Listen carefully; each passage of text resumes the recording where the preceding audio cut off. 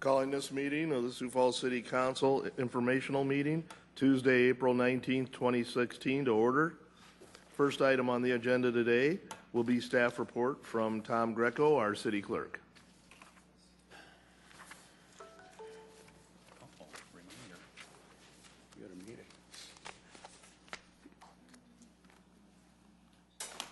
Okay, good afternoon. Tom Greco, City Clerk, going to provide a quick update on the election. I do have some other information that I'm going to briefly go over at the end here, but I do want to provide sort of an election review, kind of from my standpoint, what happened. Of course, we're still evaluating a lot of the moving pieces, not just from Election Day, but also the ramp up for it. But just want to mention a few things. Number one, we ran 67 precincts, which is the largest number of precincts operated by the city during this type of election since at least 1990. Each of the 67 precincts reported back to the counting center with their ballots by approximately 8 p.m. We began tabulating shortly after 8.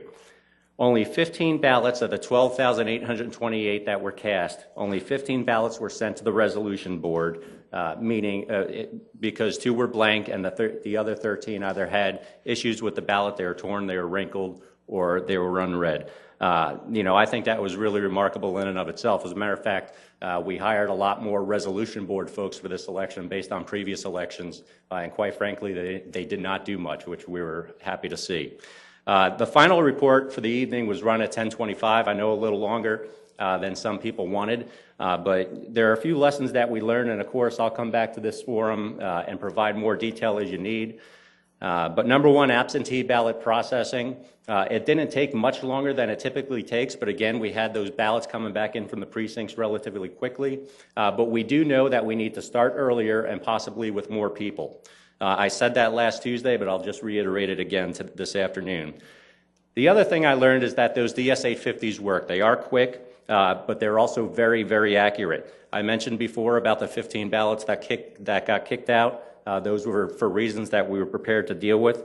Certainly, they did need a second look, albeit human, but we went through the process to make sure that those votes were tallied. There were challenges both in downloading data from the 850s to the thumb drives, the memory sticks, which are in turn used to download to the election software, which is what people ultimately see on the web. We did have some issues with that, but we addressed it right as it happened, although I will say it took admittedly longer than we wanted it to. I think going into the next election we'll certainly be in a better place, and certainly as the county goes into their primary and general elections, I think they'll be fine dealing with these things. You could also see what I have up there. The canvass will be tonight at 7. I think I'm the last item on the agenda where I'll talk through the results of the election. Tomorrow, pending the results of the canvass, we will send out notification letters to the candidates and certification tomorrow. Good news from a logistical standpoint, there's no secondary or runoff, but do want to remind folks that we'll have the installation ceremony on May 17th right in here at 2 p.m. And some other information's up there. That's all for my briefing right now, pending any questions that you may have. Questions from the council? Seeing none, thank you very much, Thank you. Tom. All right, moving on, we have City Council open discussion. Any items for open discussion? Councilor Karski. Thank you, Council Chair. This morning, as I do on most Tuesday mornings or every Tuesday morning lately, I attended the County Commission meeting, and they had an interesting presentation by the Minnehaha County Planning Office. Their planning director was giving the County Commission a heads up that their budget was going to be drastically increased, probably from about $150,000 to roughly $300,000, because they would be on their own, as they said, for their, I think it's every third year there's a pictometry contract where they fly over the city and the county, and in the past it's been collaborated on, and the city shares in the cost with the county, and it appears the city may not want to participate in that contract this year because of maybe different needs as far as that goes. It is problematic on a few different levels. One on the collaboration level, that we need to be working probably a little bit better together and not just a a heads up that, hey, we're not going to do this. I think that a lot more effort in managing this type of thing could be done. The other area is through the MPO, the Metropolitan Planning Organization. If the city and the county collaborate on this effort, the MPO pays 80% of the city's cost, and the city's cost is probably upwards of $250,000 too, that it appears that would not be reimbursed through the MPO through the state. So the city could also be out a considerable amount of money. There were some comments made by the county commissioners. To say they were less than pleased would be an understatement. I think we really need to work on this, and I believe Mark Cotter might be able to talk a little bit about it. I think Sue Kwanback-Etten was probably her department. I don't see Sue here, so I don't know if Mark has a heads up on what might be going on. This is all very recent, so Mark, if you don't mind. Certainly, Council Chair, Council members. I just was brought into a meeting on Monday, and certainly we've got a long history of collaborating with the county. And I think you do have a meeting coming up with both joint city and county, and it's probably, unless that got moved, if there is a meeting that you both meet, I think we would, we're still looking at options because we've essentially learned their interests. They know our interests, and if there's some opportunities to collaborate, I think we'll take a look at those. Our GIS team, they just had their normal quarterly meeting last week. They brought me and Sue Kwanback-Etten into a meeting Monday morning, and they are looking at some options. Just in general, we have essentially have some different requirements and needs, and it requires different contractors. And so just with that, if I could bring back some more information, I think that would be helpful, and ultimately what maybe a workable solution would be. Okay, thank you. I think the county would appreciate it because of just the implication to their budget. I mean, it's very large, and again, what it means to our city budget. When we get into the six figures, any dollar amount is too much, and when the taxpayers have to pay double for the same or maybe a related service that we could work together on to make it better, it only makes sense. So sounds good. I'd be eager to hear the rest of it or the ongoing story. Thank you, Mark. Okay, thanks. Mark, do you know, has there been conversations between the city and county on this issue specifically? There was just, they have a quarterly meeting with the GIS teams. And so they just came together. And one of the challenges too is this is not an annual event. We normally acquire this kind of data about every 3 years. And so in the budget, it looks like kind of an initiative or a one-time cost. And then when you start to look at, okay, what are the real needs of the county to appropriately assess properties, have a focus on drainage, we have some of those same interests, but then more. And so I would just ask for a little bit more time because I just heard some feedback yesterday. They do believe that they have, after hearing the county's needs, that Lori, our lead in GIS, believes that she does have a workable proposal to bring forward, and but some of that just takes a little bit of time to aggregate up. Okay, if you could forward that even via email to the council, I think that's something we'd like to know about as soon as possible. Will do. Thank you. Thank you. Any other, Councilor Erickson? Thank you. Just wanted to update the council that Councilor Karski and I have been meeting with and discussing with Department of Revenue, the State Department of Revenue, and discussing video lottery, smoke shacks, and those kinds of facilities and what it looks like, what state law says, what are the consequences of violating the state law, what does state law say, and how does that all mesh together. Jamie Palmer, as well as Keith Allenstein, as well as our staff, were involved in those meetings. We were put on the agenda for the Video Lottery Commission meeting back on April 7th, and Keith did have the opportunity to update some of the challenges that we're seeing here, as well as I've reached out to a few other contacts in other communities, and they're having the exact same issues that we're seeing here, with kind of a blatant disregard for what the intent of the smoking law is. And so what we discussed what is going to happen in the future and what can happen and what potential changes need to take place with the Video Lottery Commission, as well as any changes as we move forward and continue to license casinos. Councilor Karski, if you want to chime in, go ahead. I know this has kind of been your lead. If I may, yes. Keith Allenstein, our city attorney, I think did a fantastic job of explaining to the Video Lottery Commission that our options as a municipality are limited, and we're pretty much limited to what he called the nuclear option, and that's take your license away for a year, where we're asking the Lottery Commission, you guys have a whole lot more latitude on what you do, and you can shut a machine down for a day, a week, or whatever the appropriate punishment would be. So we went to them because, again,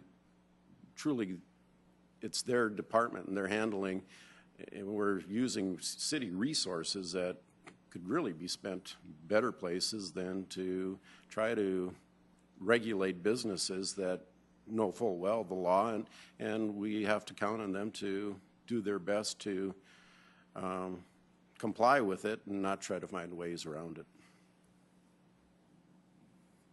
Any other comments, questions? Any other items for open discussion? Seeing none, we'll move into our presentations. First presentation will be March monthly financial report by our Finance Director, Tracy Turback.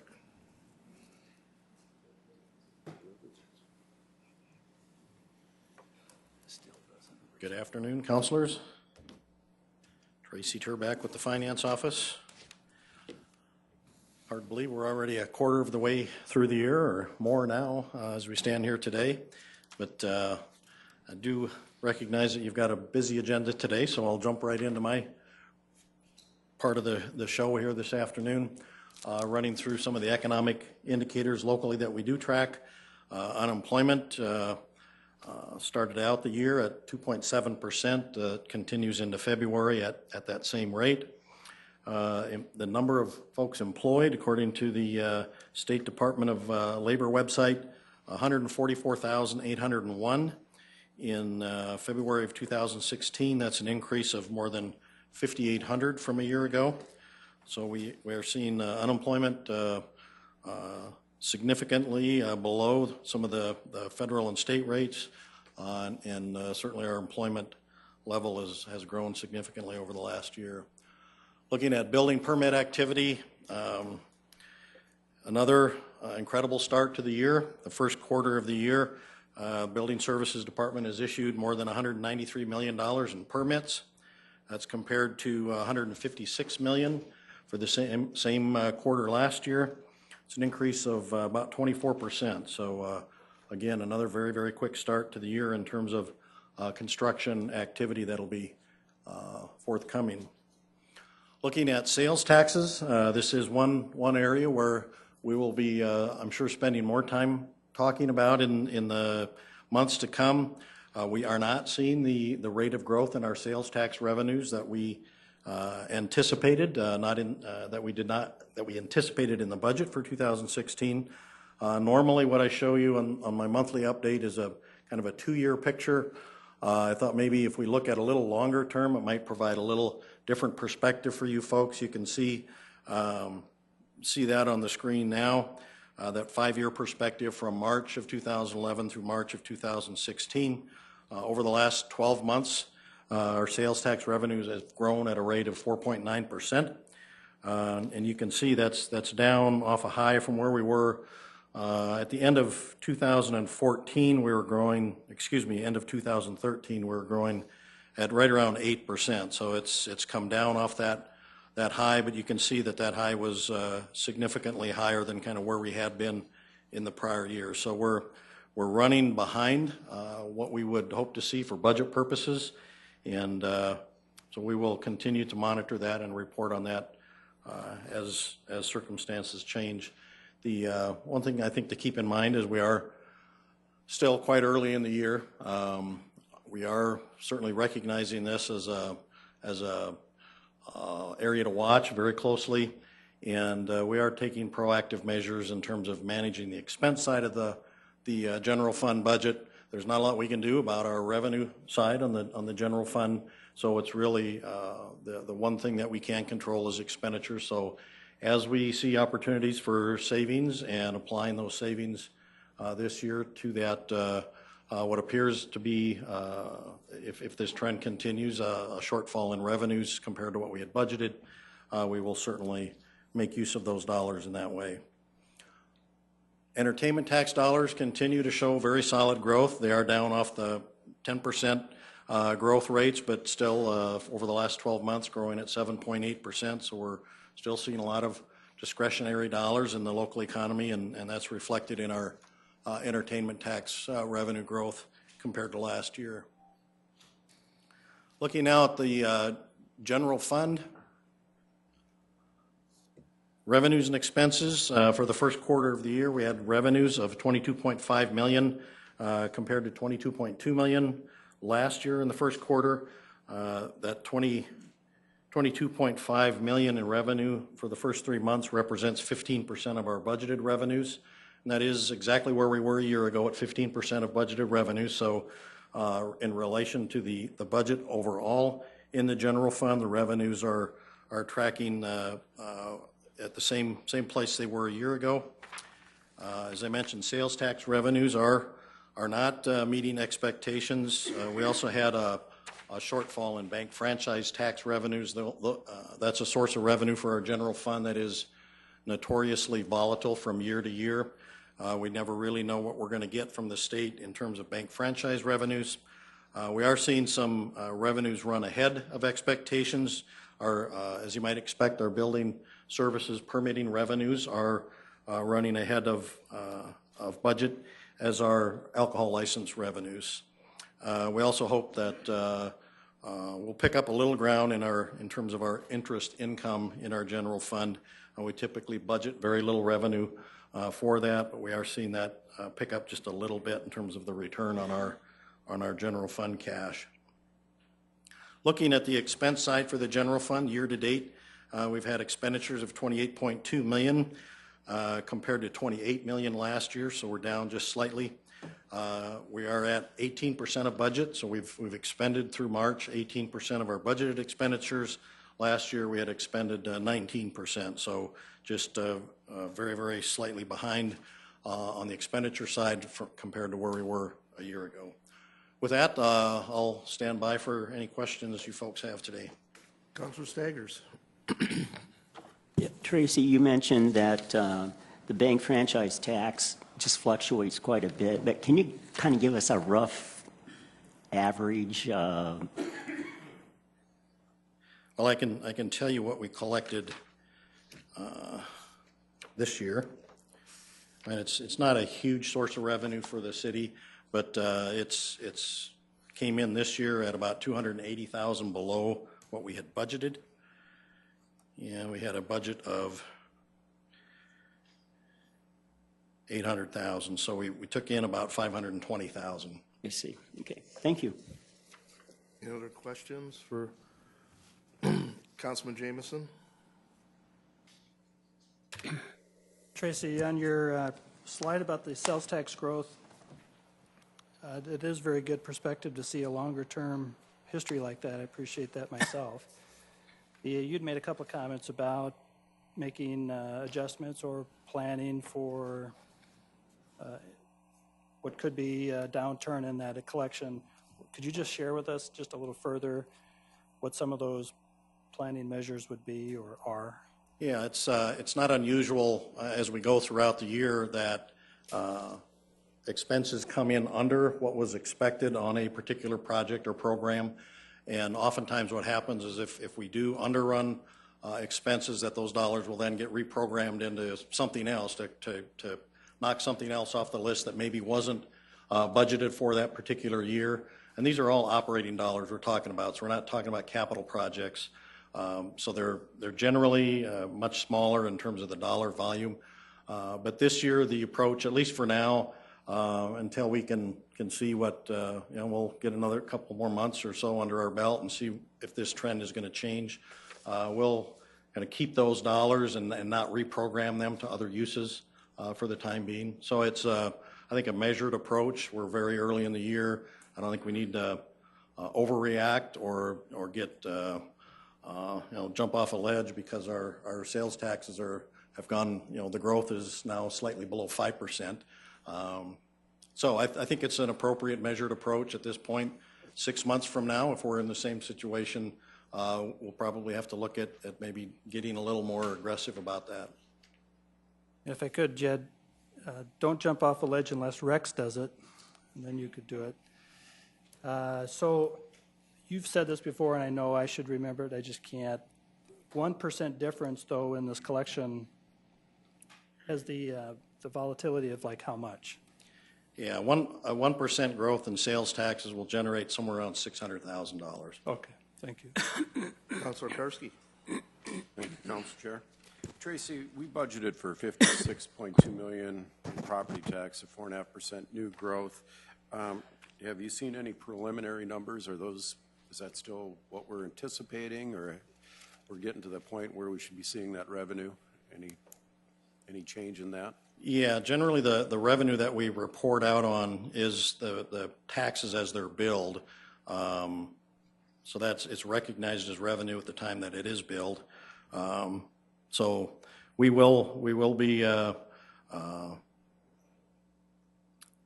anticipating just a slight underrun, a relatively modest underrun on property tax revenues. At the time we establish our budget, we don't know the final valuation numbers from the county. So when we present you with a budget, it is based on preliminary numbers from the county. After that time frame, then, when the final numbers are set, we know the final tax levy or the amount that will actually be billed to property taxpayers.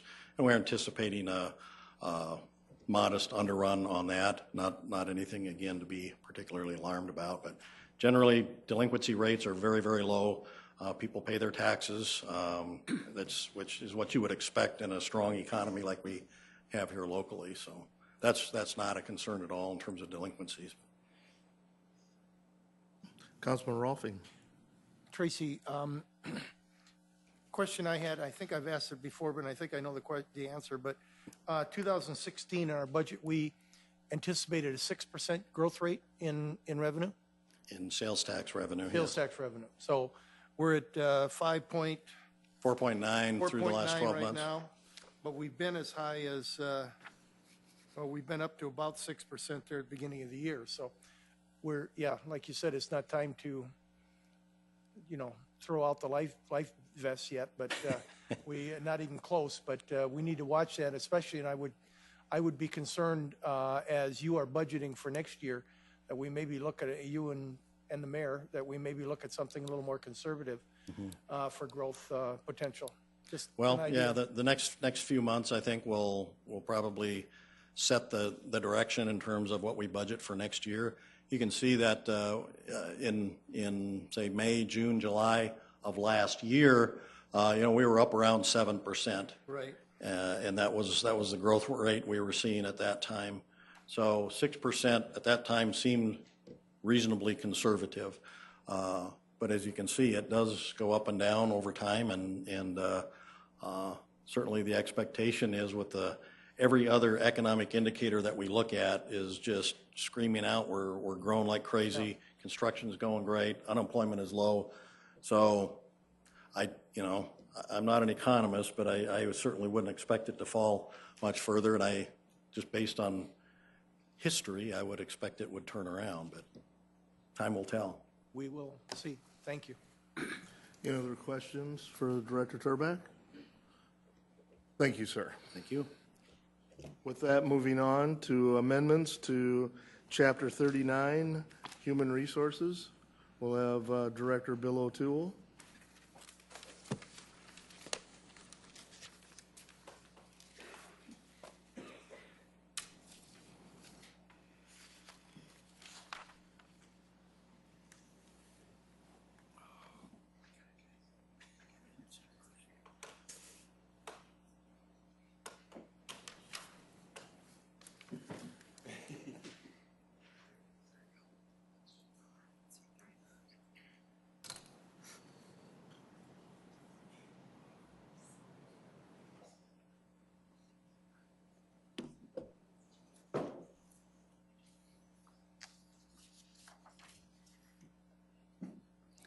Council Bill O'Toole from the Human Resources Office. Appreciate the opportunity to come over and visit with you and share with you some explanations for the proposed changes that we have for the personnel regulations. We haven't done this in a while, but to kind of tee this up, what got us started to begin with was there's been some federal regulation changes through the U.S. Department of Labor Office of Federal Contract Compliance requiring federal contractors and subcontractors to treat applicants and employees without regard to their sexual orientation or gender identity. And given those regulations and advice and consultation with the City Attorney's Office, we thought it would be appropriate to update our ordinances to comply with those regulations. We had sexual orientation covered quite well already, so now it's mainly an issue of gender identity. And while we were doing that, obviously we felt it was important there would be good opportunity to then identify any other updates or clarifications that we have. So we have several. I'm going to work through these, I think, at a fairly brisk pace. But please, if you have any questions whatsoever, let me know. I'd be happy to answer your questions as we're moving through this. There are a couple of what I'd call substantive changes, and I'll be talking about those as we move forward. Okay, everything's working well here. The first change in 3901, the definitions, again, nothing new. This is merely an attempt to provide a better definition of a point of officer, and I'm not going to read through all of this. The intent here is to provide better clarity on defining a point of officer in the City of Sioux Falls. Again, the next section in 39.005 in our workers' compensation, again, a clarification. Workers' compensation is now within the Human Resources Department as opposed to Central Services, so just a cleanup change there. Another cleanup clarification in 39.035. This provision is dealing with old or outdated terminology, so we're simply getting rid of that language by striking it out. This next provision would be what I would call maybe one or more of those substantive changes from the past regarding political activity. And just to refresh the council's memory, obviously what this previously said was that no officer or employee under the civil service or appointed officers should directly or indirectly contribute money or anything of value or any service on behalf of the candidate, any candidate for nomination or election to a city office. And while I think the intent there is admirable, there are some concerns legally that we've had some discussions with the city attorney's office with respect to freedom of speech issues, and we think it would be appropriate to repeal it in light of those concerns. And I guess I'll leave it at that. That's a primary reason why we're coming forward at this time with that recommendation. You can see under 39042, under discrimination, again, just adding the gender identity to the list of protected classes consistent with those regulations. In 39.047, dealing with veterans, there were some changes in the last legislative session that dealt with veterans and employment. And what we want to do is just clean up that language and mirror our ordinance with the state law. And if you have any interest in this, the change at the state level was simply to say that if you have a veteran that's applied for a job, meets the minimum qualifications, they're entitled to an interview for the job. The next provision, again, just deleting some outdated terminology. And there again, in the next section in 39.058, just adding gender identity. And again, you'll see this kind of throughout. This next provision in 39.059, this is our just cause provisions. And really how I'd articulate this change is it's an ordinance construction change.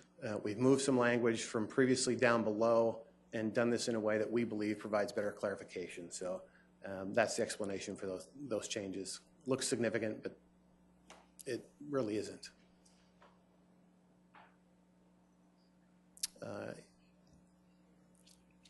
Sure. I'm sorry, go back if you would just a little bit, Well, Bill. I'm right there. Has committed, right there, one of the following, unless authorized to do so by acting, and that would be police officers and that kind of thing that may be holding drugs and Right. different things because That's of that correct. kind of. That's I correct. just saw that crack by, and I wanted to make sure that people knew that was in there. So, thank you.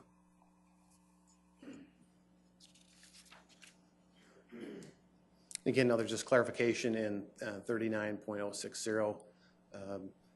Intended disciplinary action is identified. It's just to clarify. It's consistent with our practice. The next provision, again, there's a lot of code being cited here, but again, just a provision adding gender identity to the list whenever we delineate those protections. Same thing in 63. And now we're dealing with a couple more what I'd call substantive changes in dealing with the application for uniform fire and police positions as well as mandatory retirement for uniform police and fire. And I'm kind of going to take these in reverse order. I'm going to start with mandatory retirement for police and fire. Just to remind the council that before we went to the South Dakota retirement system, we still operating our own retirement systems. And within those respective retirement systems, we did have mandatory retirement at age 60 for police and fire. When we moved to the South Dakota retirement system, they do not have mandatory retirement within that retirement system. We believe that is good policy for the City of Sioux Falls. Those occupations are obviously very unique, and age is a bona fide occupational qualification for public safety positions. The chiefs are in support of these provisions, but we believe we want to carry forward with our previous policy and keep consistent moving forward. So we're asking that mandatory retirement for uniformed police and fire remain, even though the new hires are going to the South Dakota retirement system. And if I go back and now talk about 39.069, the application provision, we currently have a requirement within the job description of minimum age at the time of entry of being 21, so that is not new from the standpoint of the City of Sioux Falls, but what is new is adding to that kind of the maximum age at entry. And again, both chiefs were in favor of this. We worked very closely with legal. This is a defensible position for the City of Sioux Falls to take, and it's our intent to make this recommendation, and we believe it's good policy for the City of Sioux Falls. Any question? I think Can I ask a question on this? Erickson? I just thought it would be easier to ask when we're going through it. My question is about the 21 years of age. I know you said that was in place already. Is that only for police officers, or is that for anybody that works within? That was for police and fire, police officers and firefighters. But they have to be the police officers or firefighters. What's the reasoning behind the age of 21? I think the county's 18, right? I believe it's law enforcement standards that establish that. That is set at the state level, maybe, Yes. or no? Okay. I believe that it is. Okay. Okay. Yes. Getting a Thank lot you. of yeses I just back there. needed clarification. Thank you. Councilor Rolfing, you have a This, question? yeah, this doesn't say then that a police or fire person can be older than 44, no, it's saying you No, it can't says be 40. Right. It's setting a floor and a ceiling at the time you apply for the job. So you And must be at least these are- 21, and you may not be greater than 44. And to put some perspective in relation to the prior system as well, under our old pension system, I mean, we didn't have that requirement, but it was kind of a de facto requirement because there was a 15 years vesting requirement. So for the most part, unless you were about 45, you weren't going to be able to vest on the previous system anyway. I mean, I don't think it's a standard anybody would be unaccustomed to, but the one thing I want to make sure I don't mislead you on, this is legally defensible. We've been working obviously very closely with our legal team on this to make sure that this is a sound policy for us to take. And again, both chiefs were heavily involved in the discussions and support these provisions. Another question about the 44 years, just to play devil's advocate a little bit, is that 44 years on their birthday? So if they're 44 years in one day, they're beyond the point at which They would be cannot beyond the apply. point. Yeah, there's always, there's a line for somebody, and when you do, yep, that's correct. Wanted the clarification. Thanks. Please continue.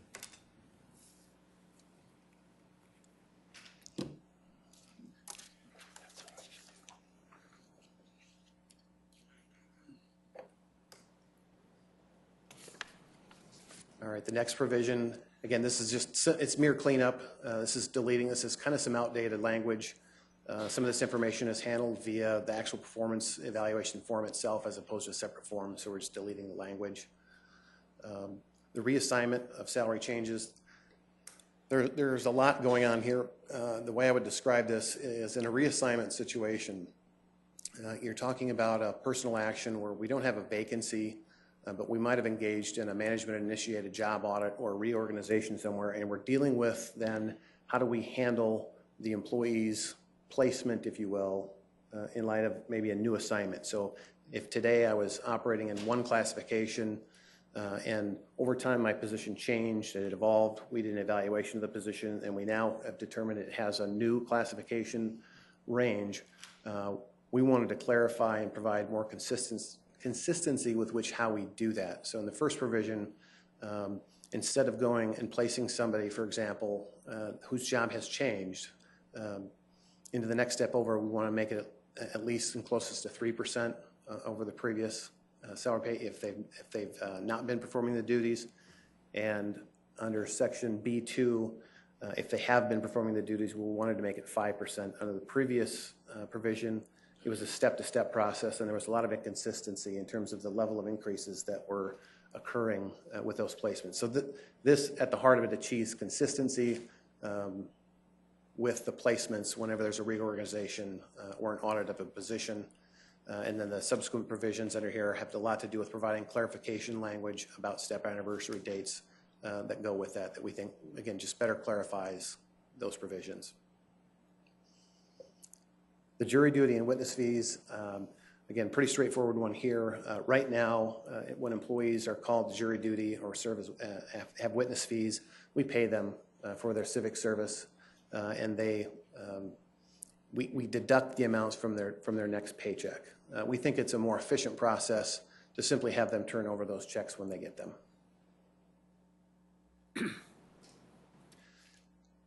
Under the Family Medical Leave Act, a lot of changes here, but what I would tell you is what we're doing here is simply trying to actually reduce a little bit of the language that simply says we're going to comply with the FMLA and take out unnecessary language. The vacation leave article, there's a small change here in section D. Right now, the language says that whenever we hire a new mid-management employee, we can utilize some flexibility in negotiating with those new employees and provide an advanced accrual schedule for vacation. So instead of the usual, for example, at this rate right here, it's the normal 2 weeks. But if you're dealing with somebody that has multiple years of experience, it's not uncommon that they would have more vacation than that. This allows us the ability to negotiate 10 hours of advanced vacation accruals, and we've just asked to include that whenever we're dealing with appointive officers, that we have that same flexibility. And here again, this is a simple clarification under the use to designate and identify the department director. And with that, that concludes my presentation. Are there any other questions tied to the recommended changes? Questions from the council? Councilor Jameson. I have a question for Dave Fifley on the section that you want to repeal, Bill, the 39.038.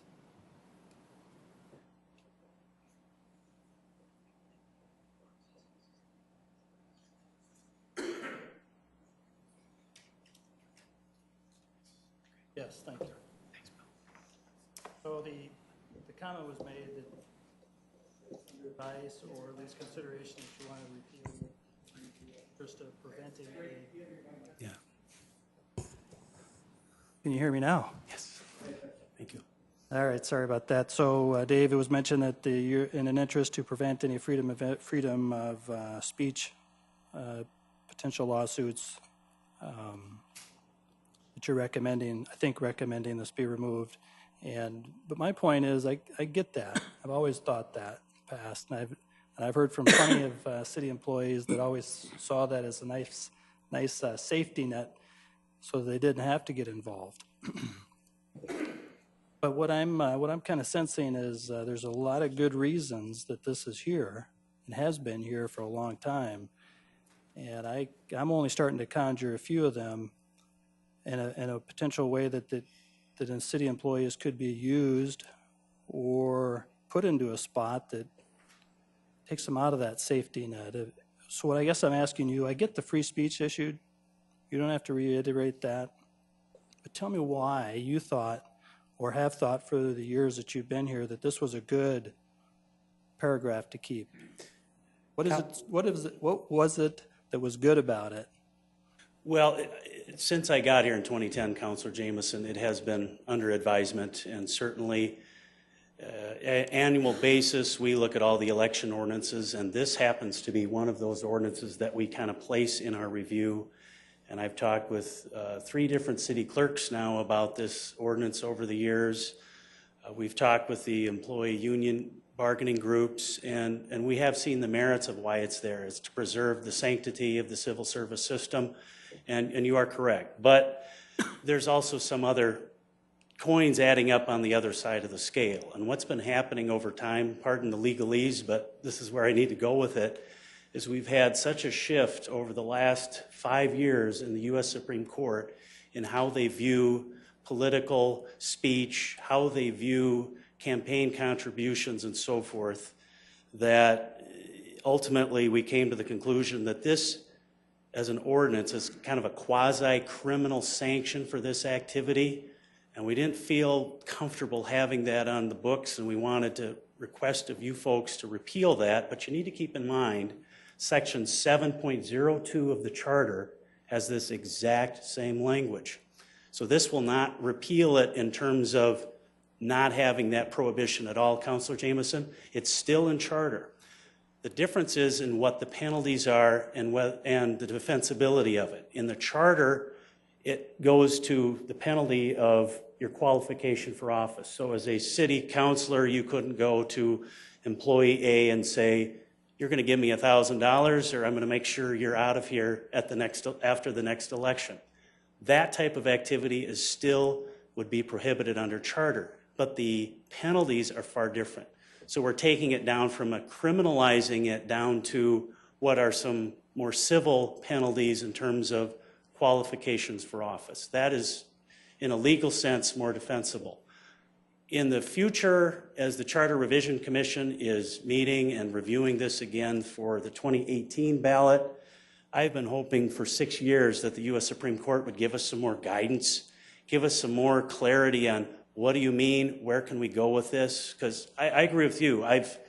For almost 6 years, I've thought and wrestled with it. It's a difficult thing to have because on the one hand, you want to protect the employees from feeling, that compulsion to give to a campaign, but at the same token, it is free speech. So does that kind of make sense? Those are the issues that we're going through? It does, and you've kind of stirred up even further thoughts in my head about the process that I've been through myself, and all of us have. But now with all the directors having the requirement of, based on the charter revision, all the directors needing to receive advice and consent of the council, imagine, if you will, you've got a director out there who wants to keep his job and works behind the scenes feverishly to raise funds for the council candidates to ensure that they're their friends so that he remains the advice and consent of the council. That really just starts to, and maybe you can tell me, what would be the penalty then, therefore, if something like that was happening based on what the charter states? Well, the charter talks about, in terms of elective office, it would be ineligibility to hold office for a period of 5 years. So that would be more of the civil penalty to that. And that's going to qualifications whether to sit. In terms of any appointive or civil service employee, it would be in terms of some type of employment personnel discipline, which is still there.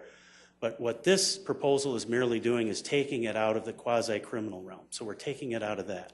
The charter still has all what the law calls the quid pro quo type prohibitions where you can't use that extra pressure to force people to give campaign contributions to try and keep their job, in essence. All right, thanks. Thank you. Any other questions? Councilor Erpenbach? Dave, would you come back? Sorry, I didn't get my button pushed fast enough. Can you look at in the screen, 39.070. I just got to make sure I'm reading this right. And maybe partly I struggle because it's out of context and this is just our first review of it. But can you read 39.070? 070, keep going. Tell me who must retire at age 60 based on that statement. Can I defer to Bill O'Toole? Those are referring to specific groups, and I think Bill could explain better. I'm concerned about, maybe it's just commas, and maybe it's the end of the day and I'm tired, but I'm not understanding who is forced to retire at age 60. This would be all of the fire employees with the exception of those in the fire prevention division, which would be your fire marshal and your fire inspectors, those positions. Oh. Okay. How about the chief? He's not in fire prevention.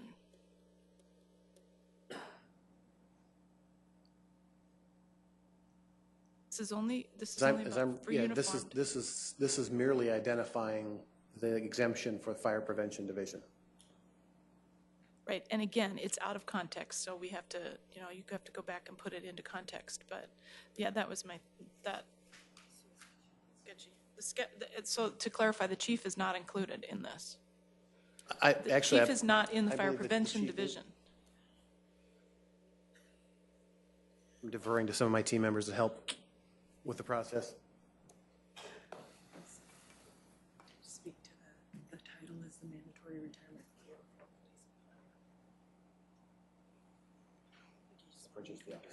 Yeah. Yes, it's just for unit title. Okay. Yeah, she's just giving me the clarification with respect to the title, uniformed police and fire. So that would apply to all ranks with the exception, excluding management? No, management is included. Management is included. How about detectives? Yeah, they would be included. And what? Yeah, Sorry, but they have the same. Come up to the mic. Angie Youthy with Human Resources. They have the same requirements as our patrol officers on the street, for example. And the fire folks, fire management has the same requirements as our firefighters. Can I ask why? Why do they? Because they obviously don't have the same physical restraints on them that they need to have to perform their duty. Seems to me, just off the top of my head, that we're throwing away some very good people in the last 5 or 10 years of their career that have a lot of experience and that may be needed. Well, okay, let me answer the first question about why do we include all of them, like our detectives and everything, because those are just assignments. They can be pulled and be put back on the street. In fire, even the battalion chiefs could actually go into a structure fire, and maybe even the chief if it was absolutely necessary. I can tell you though, because I handle all of the retirements, in my 17 years here, I've had one individual from fire who was 60 when they retired, and I've never had any management exceed anything greater than age 55. So it's not happening at all based on how our current retirement is structured.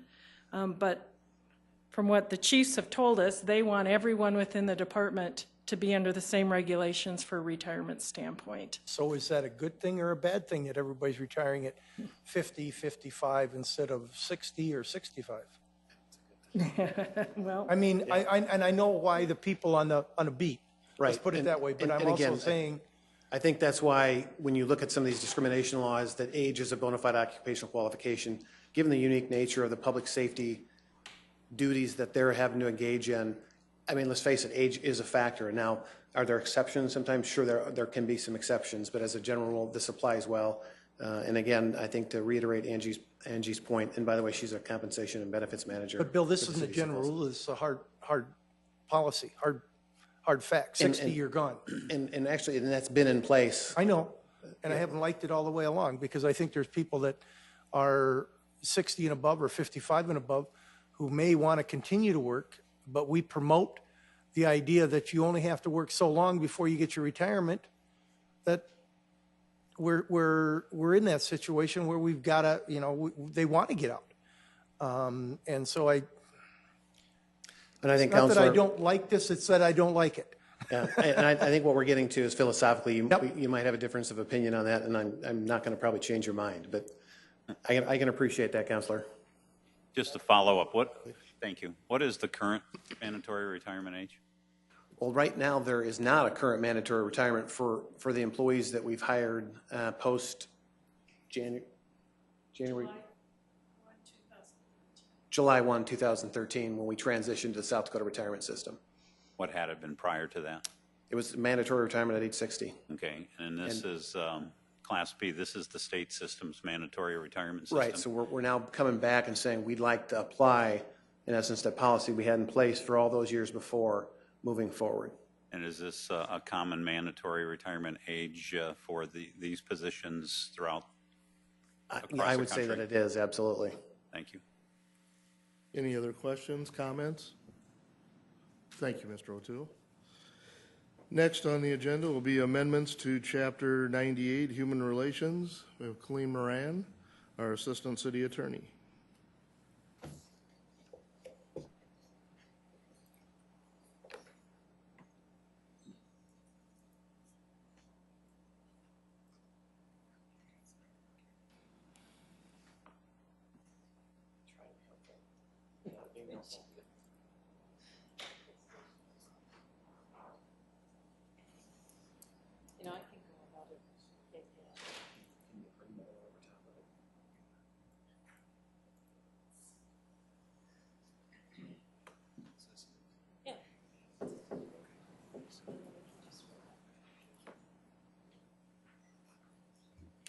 Good afternoon. I am Colleen Moran, and I am excited to be here in front of you to explain why we are asking for the human relation ordinances to be revised. And so, council members, thank you so much.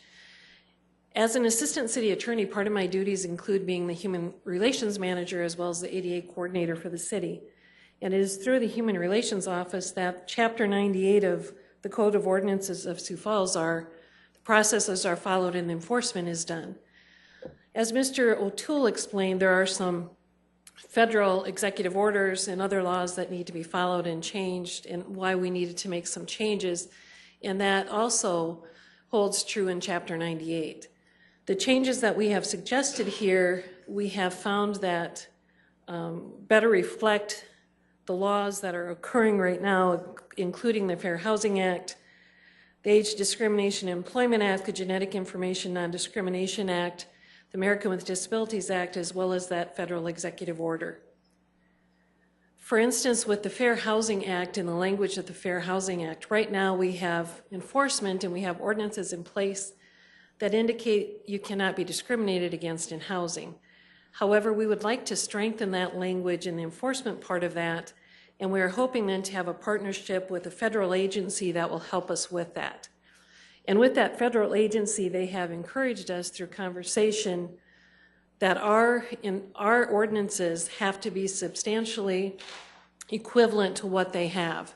And so I have reviewed the ordinances we currently have to make sure that they then become substantially equivalent to the Fair Housing Act. When I spoke to a couple of individuals about the Fair Housing Act and about if our ordinance were substantially equivalent to that, they said they would not tell us that. We just had to figure that out ourselves. And so I used the copy of the Fair Housing Act and then used that language and made those corrections in Chapter 98. In addition, there are protected classes, as you know, when you've reviewed this chapter. In those protected classes, which means you can't discriminate against someone based on this protected class, we have always included race, color, sex, creed, religion, ancestry, national origin, familial status in housing, as well as disability. With the laws and the changes that we are proposing with Chapter 98, we would also add to those protective classes sexual orientation, gender identity, age, and genetic information. We're adding genetic information because the Genetic Information Non-Discrimination Act of 2009, 8 or 9, indicates in employment that you cannot discriminate against someone if you find out genetic information about them. And so I certainly felt that it was appropriate then to put that in our ordinance as well. Why I believe that it is necessary to include age as a protected class is that the Age Discrimination in Employment Act allows people to file a complaint of discrimination based on age. However, they say that you can file a complaint against an employer, but the employer has to have 20 or more employees. And so that's really a gap for people in our community who might work for someone who doesn't have 20 employees, and then because we don't have it in our ordinance and it's not part of state law, they are unable then to file a complaint of age discrimination. So I think that that is essential that we put that in our ordinance as well. You can tell, and I can, well, maybe. I thought I could scroll down and show this to you, but I'm unable to do that right now, so I'll just explain it to you, give you a little, my assistant. It tries to hide, doesn't it? I'll go without it. So what I will tell you, and you probably have this in front of you, this first section of Chapter 98 is the definition section. And you can tell when you look at what I submitted that there were a number of changes that I made, and this is probably the most substantial changes occurred in this section. So for instance, the first one that you see is aggrieved person, and that is the language that comes from the Fair Housing Act that I talked about. Commission is the next one, and that just, throughout the chapter we talk about the commission, and that is just to clear it up that it is a reference to the Commission on Human Relations. Conciliation is part of our process. We hadn't had that defined before. The Fair Housing Act indicates that needs to be defined, and so we defined that as well as a conciliation agreement. In the Fair Housing Act, they talk about the department or the person who would, the department that would enforce this, and so that's why we have included that. The disability definition has been changed, and we're asking that it be changed because under the American with Disabilities Act, the one that is in blue now is the one that is the language that's found in the American with Disabilities Act. So to accurately reflect that, I have proposed that change as well. In the discrimination part, as you can see, we've added sexual orientation. It should be gender identity, age, and genetic information. Dwelling, again, is a Fair Housing Act term that we are hoping to adopt and put in our ordinances so that we can be substantially equivalent. This, again, just adds those other protected classes, and with employer and employment agency, we just had person before, and I have indicated it should also include an entity in addition to just a person. Familial status, if you are unclear about that, we've always had familial status in our ordinance because it's part of housing. It says you can't discriminate against someone based on their family status, meaning that you can't discriminate on someone because they have children. So you can't refuse to rent because they have children. I have included, instead of just the language we originally had, the language that's in the Fair Housing Act. The same with the definition of family. The labor organization, I just added other organization because that again was in the Fair Housing Act. Mediation is an included definition because mediation is part of our process. I added fiduciaries because, again, it is part of the Fair Housing Act. And probable cause is the standard in which we look at to determine if discrimination has occurred. Again, you can probably tell with residential real estate related transactions, that again comes from the Fair Housing Act, as does to rent. In section 98.002, the direct declaration of policy and purpose, we have again added those protected classes along with the ones that we originally had. The same with 98.003.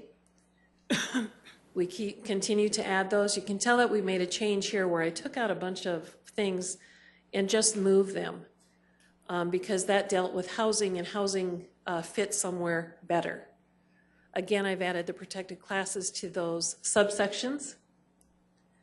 And then starting on H is where I started again with the fair housing information because I thought it made more sense to go there.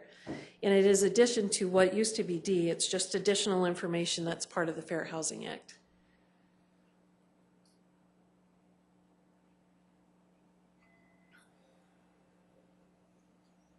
as you could tell, it was much more long-winded in the Fair Housing Act than what we originally had in our ordinances. Some of the stuff that you just see going by quickly are just capitalizations that we have made. If you could just stop at 98.006, a good faith accommodation, instead of disabled, the preferred term right now is individuals with disability, and so we have changed that to make sure that we are being appropriate in the terms and the language that we use. Again, there are some on 98.022, that section said that the Human Relations Commission should be a representative of minorities on the commission, and I thought it should be a representation that's reflective of the community, was probably a more appropriate term. On 98.023, this is a change we made with there are 3 different commissions and boards associated with Human Relations Office and in this chapter. They are the Human Relations Commission, the Disability Awareness Commission, and the ADA Accessibility Review Board. In reviewing this chapter, the Human Relations Commission members were to serve 5-year terms. The ADA Accessibility Review Board commissioners were to serve 4-year terms, and the Disability Awareness Commission was to serve 3-year terms. And so we have looked at those boards and their terms and made them all and suggested that they all be made 4-year terms instead of that variety that we've had throughout this chapter. There is also a section here that talks about the officers that serve on our boards and commissions, and it is the same with each of those. We talk about having a chair, a vice chair, and a secretary. I'm proposing that instead of a secretary, we just say a 3rd officer instead, because the secretarial duties are not necessarily those that are carried out by the commission. The commission reviews all of the minutes, but a 3rd officer is there to run a meeting if the other 2 are absent, and to review minutes and to review other materials. So that's a suggestion that I am making as well. Again, these are just some capitalization things. This is just a change in language when you look at 98.033. I have tried to make the language, I think, easier to read and maybe not such legalese types terms. And so that's what these changes are. It's just rewriting the language of those sections so that they read better.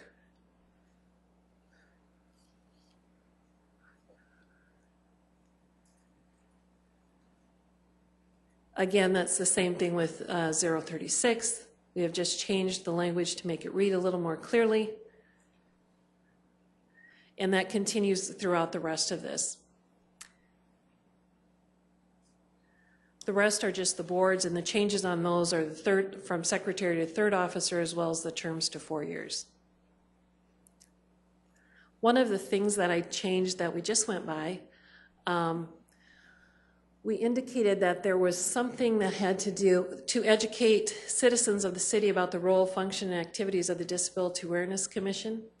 I changed citizens to residents because I did have someone come into my office at one time and ask about a program that was occurring, and it said it was open to all citizens of the community, and he didn't have his citizenship yet, and so he asked me if he could participate. And so since that time, I have always thought resident or community member was a better word, and so that's why I have suggested that as well. Again, I have changed the term to individual with disability instead of the disabled community. And that is it. Do you have any questions for me? Questions from the council? Councilor Staggers. Could you just clarify a little bit how this came about? You mentioned you talked to some people on the phone in Washington, wasn't it? Sure. Yeah. Yeah, there was, we have recently, through the Human Relations Office, partnered with our Community Development Office on fair housing and bringing additional education and awareness about fair housing to our community. And we have considered, or I certainly have considered for a while, trying to have a partnership with HUD to be able to have more opportunity for enforcements and trainings. We currently have a contract with the EEOC for our employment claims, and we thought it would be an appropriate step then to try to have that same partnership with the federal agency in housing. And so knowing that, and after our partnership, then we called and spoke to somebody with HUD about appropriate language and tried to get some guidance, and we have gone from there. Thank you.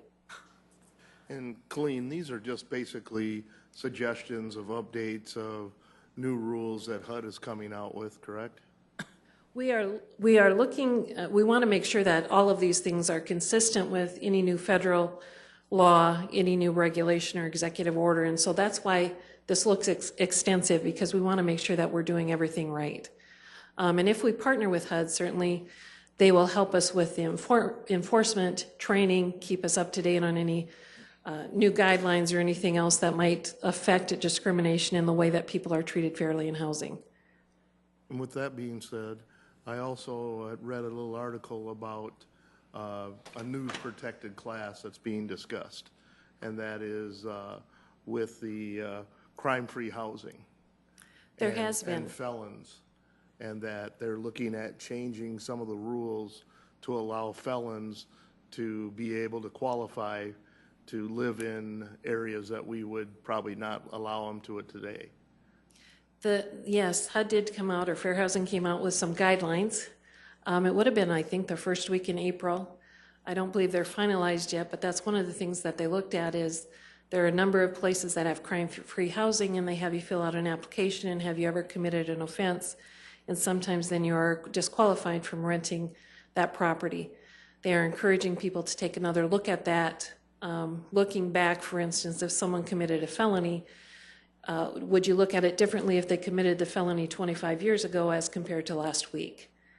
And so those are things that we try to keep up on in our office, obviously, to make sure that we can inform the public if there's any kind of new information that comes out about any kind of discrimination. Yeah, and I think it was directed at economic and race of the majority of felons that are coming out of the facilities, and they look at it in the same way as they would a race issue. Right. I think what they've looked at is studies have shown that there maybe is a certain race or certain population that spends more time behind bars and is arrested more frequently. And so just because of that fact alone, is that race being discriminated against? And so they are studying that more and looking at more studies to see how that affects housing and their ability to get affordable housing. That's something we need to keep an eye on for the future. We sure do, Counselor. Councilman Jameson? Colleen, you've made a lot of changes in this ordinance. We have.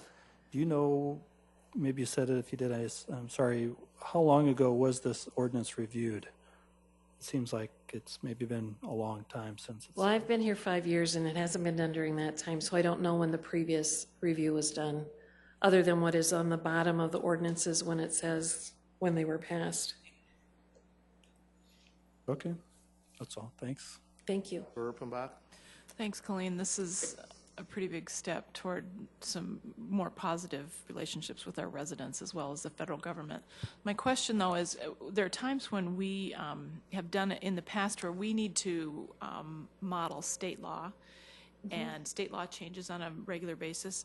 I assume federal law changes now and then as well. I wonder, is there, instead of making all these changes, do we need to do something that's more comprehensive in terms of, I mean, just federal law changes 2 years from now, so does council have to go in and change this ordinance? Is there a way that we can just say what they said and make it ordinance? I mean, is that a possibility, or what's your thinking on this? I suppose we could put a sentence in when we determine what the protected classes are, and to say something like, and any other that is protected under federal, local, or state law. I just wonder if there isn't some value in that, so that we're not bringing this back to council every time. I mean, it's pretty comprehensive legislation, and to go through this, and certainly we need to review it now and then to make sure it's up to date, but I just wonder if there isn't some value in saying, and that one too, you know, let's make sure that we're covering all our bases. That would be my just one thought. And I will look at that to see, I bet we could put that in when we define the protected classes as well as discrimination, and that would probably cover it. Yeah, okay. Thank you. Councilor Erickson? I'll be very brief. When we were in Nashville at the conference about all the municipalities, the one breakout session that I attended was in regards to removing the box. I can't remember their slogan, but it was Ban the box. Ban the box, thank you.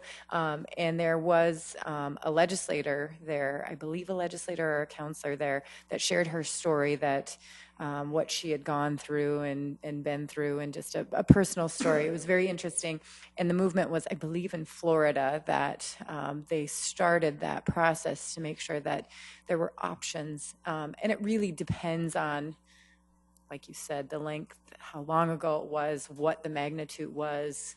It can't be close to schools, it can't be close to parks and things that conflict what state law says. But it was very interesting to hear her story, and there certainly is a movement throughout a lot of other communities, and certainly something to keep an eye on to see how their local legislation and state legislation works, making sure that we're giving opportunities. So, Certainly, I appreciate that. Thank you. Councilor Staggers. Yeah, how many protected classes are included in this ordinance? Well, prior to the suggestions that I have now, the ones that are in the ordinances before the changes are race, color, sex, creed, religion, ancestry, national origin, familial status, just in housing, and disability. About 9 or so. And one last one, Colleen. Have we discussed these changes with like our multi-housing association to get any ideals, or at least to keep them updated on what we're doing? I have not, but I will certainly email them and let them know that that we presented today, and we expect to have another reading of this. Thank you. Thank you. Any other questions, comments? Thank you, Colleen. Thank you. Okay, next will be utility rate presentation, and we will start out with Public Works Director Mark Cotter. Good afternoon, City Council. This has been a significant effort between Public Works and the finance team. Our management team is here, and so we've got a number of slides to cover today. We have 5 utilities that we'll walk through, and then are here to answer your questions. And so, again, thank you for having us, and we look forward to giving you the picture of what your utilities, along with their long-term plans, are for 2017, 2018, and 2019 revenue rate analysis. It goes without saying our priority is to provide safe, reliable utilities at the lowest possible cost. The rates that homeowners and businesses pay are invested directly back into these utilities. The 3 utilities that are pictured on the right, they are 24/7 utilities. The electric, water reclamation, water purification. You have team members that operate those facilities 24/7. At the end of each of the rate analysis, there'll be a benchmark slide to show you where our rates are benchmarked against a number of other communities. I'll just let you know right now we'll be benchmarking the rates against 2015. And so that's fairly close when you're looking at 2017, but when we start to forecast out to like 2019, you just have to look at that and assume that those other utilities will likely be doing some rate analysis and potentially some rate adjustments as well. And I'll highlight that when we get to that. All right, let's get started. So our rate presentation today is going to cover light and power, sanitary landfill, storm drainage, water purification, and water reclamation. The first is a point that's out of your resolution that was passed that involves the 25% reserve level balanced budget, but also this is the paragraph that's the last section of that resolution that speaks to all enterprise accounts, water purification, water reclamation, sanitary landfill, and light and power are to cover the true cost for the enterprise, including the operation, maintenance, periodic capital investment, new capital acquisitions, and improvements, debt service requirements, and other costs as deemed necessary. All right, this is just a picture of a water main break, and one of the things that we will show and communicate is that we've been on this journey for a number of years, and prior to, there was a number of years with very little to no rate increases. And so this community this council has seen a number of rate increases, but those investments are paying off, and we can show you some stats just specifically on the reduction in water main breaks. But it really goes true for all utilities. We want to provide safe and reliable utilities, and that does take continued capital investment. All right, so we are on plan. The previous analysis was done in 2014 to set rates for 2015 and 2016, and we'll be taking you through the rate case tonight for light and power, sanitary landfill, water purification, storm drainage, water reclamation through the year 2019. All right, first let's talk light and power. That team is led by Jerry Jongling, our light superintendent. Just to remind that our light and power district is a defined service territory, just like Excel, just like Sioux Valley, just like Southeastern. We have a very defined territory. It involves some of those key top 10 customers, many government accounts, the event center, water purification, the air guard, the regional airport.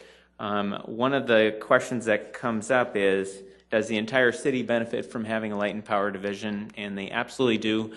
With the third customer there, the water purification, we're able to provide good, stable rates, very green power, because half of our energy we get off the dams of the Missouri River. That goes through the water purification plant, and then ultimately all customers of the water purification benefit from having this utility. Our key modeling assumptions for this rate analysis is the cost of supplemental purchase power is expected to grow and increase in 2017 and 2018 at 5%, increase each year. Purchasing power from WAPA and then our supplemental power supply through Heartland out of Madison accounts for about 72% of this operating budget. So it's highly dependent on the cost of purchase power for then us to redistribute it to our customers. We're going to make significant investments in this utility to provide reliability, and we'll take you through that. This utility currently has no debt and no expected debt in the future.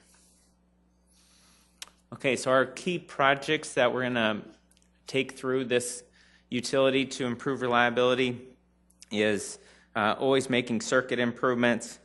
The electronic meter reading system is that meter socket that you have today. If we have a customer turn on, turn off situation, we have to physically send someone out to do that. Our new electronic meters will allow the billing cashiers to do that from their computer.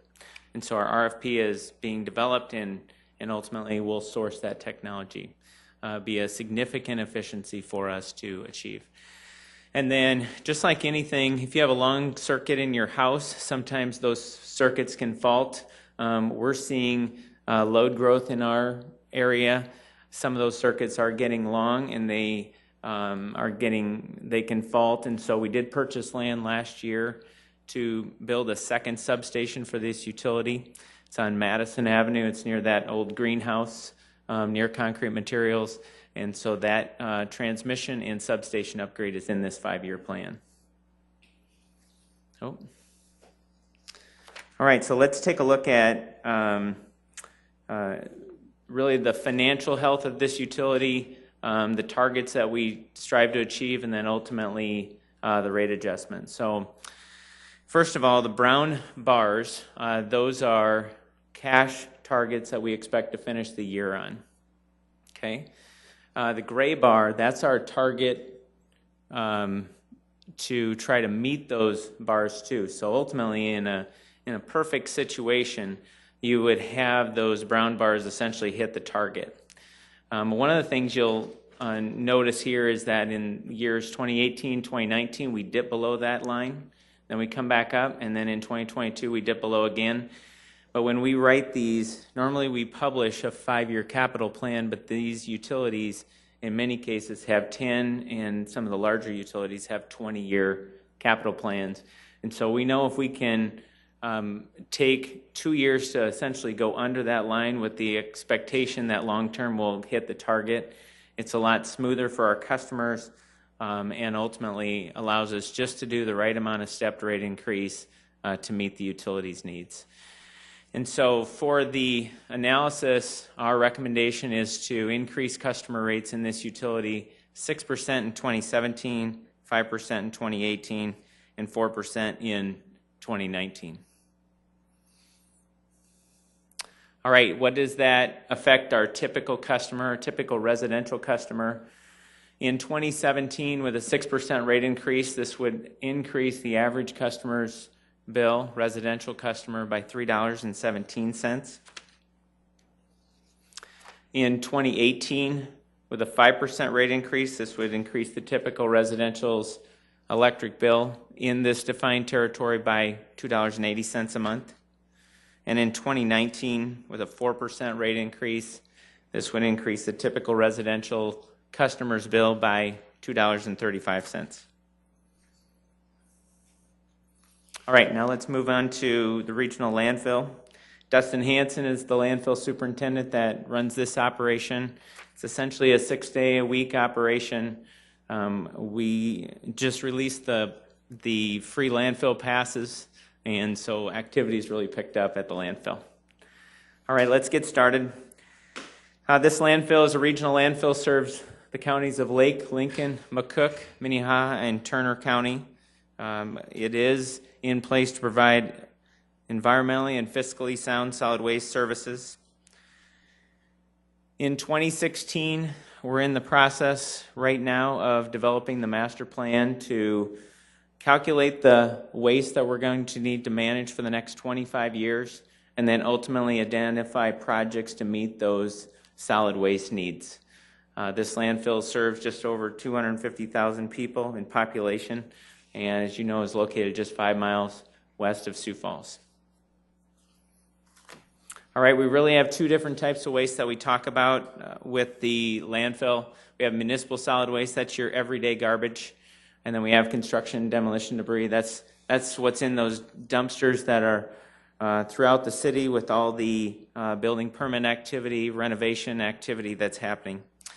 Just to give you a perspective, on a day, we take in about 570 tons of MSW, and we take in about 250 tons of C&D, construction and demolition debris.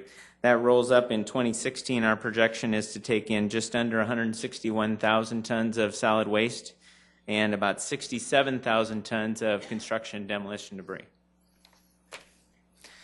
Our key modeling assumptions are that we expect to see the waste tonnage grow in this 5-county area by about 0.5% a year. We do have the material recovery facility in the plan, and we've talked about that in the past, and you may be interested, why does this continue to be in the plan but keep getting pushed out? We continue to do our due diligence on this project.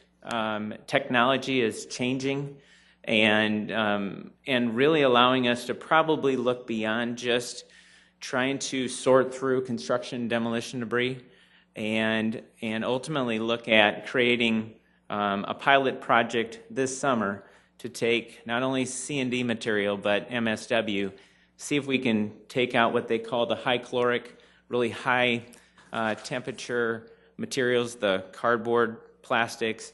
If we can create a fuel source, it could ultimately be another revenue stream for the landfill, and we could ultimately be burying a lot less garbage. So we're going to do a pilot study late this summer, and we'll come back to share more with you. We are anticipating at the end of our 10-year contract with the landfill gas that revenues will get corrected. The value of natural gas has gone down significantly with technology, and we expect with the reset of that contract, and so our model reflects a reduction in value for that gas that we currently sell. This utility also has no current or future debt planned. All right, some key projects that you'll see that are in this capital plan is the material recovery facility. As you fill a landfill, you have to constantly install the leachate collection, recirculation, and gas infrastructure, always budgeting annually for land acquisition to increase the buffer zone, and then we'll also be planning in the 5-year plan to make improvements to the compost facility. All right, this graph really tells you that we've hit our targets for our operating reserves. We also, there's a unique piece of the landfill is that it's a requirement of our permit that we start to set aside dollars. That's the gray bar on top. We start to set aside dollars over time, and this is a calculation that we do with the DNR. So ultimately, when this landfill is closed, there's dollars in the bank so we can operate it for the next 30 years as that gas collection, as that waste continues to denigrate. And so it's just to make sure that the day that the landfill is closed and the tonnages stop coming into the landfill, that you still have dollars set aside to run it. And so this utility is very healthy. We do not request a rate increase for 2017, 18, or 19 for this utility. All right, here's the comparison benchmark slide. Again, this is benchmarking off rates that are in 2015. And so our current tip fee right now is $36. And again, no rate increase is being requested for the next 3 years in landfill. And the C&D tip fees are at $34. Again, no increase is being requested at this time for landfill. All right, that concludes landfill. Let's move on to storm drainage. This utility is run by Andy Berg, and just a couple of the key overarching points of this utility and this modeling is to safely convey urban runoff to the Big Sioux River and Skunk Creek. We've talked a lot recently about the southwest area of Sioux Falls and the floodplain and updates and that recent modeling and ultimately what public improvements we need to expend to evacuate that water more quickly. We're going to continue to lead the efforts to improve water quality in the Big Sioux River, leveraging some of those dollars with large wastewater loans. That interest reduction allows us to invest up north into the Big Sioux River. And then also ultimately on this particular utility, you already set rates in 2014 for 15, 16, and 17. And so this analysis will make a request for additional rate revenue for 2018 and 2019. All right, this slide really just shows as you have two main funding sources to fund your storm drainage system. The drainage fee that's on everyone's taxes fills the majority of the buckets. Platting fees that have been updated through 2017 is really just for growth. Okay, so the drainage fee is critical to making sure that we can run the operation and maintenance, the capital improvements in the existing areas. But now that the flood control system is done and online, we've got to make sure we have a good revenue stream to maintain that flood control system. So the flood control system's a part of this fee as well, and additional O&M.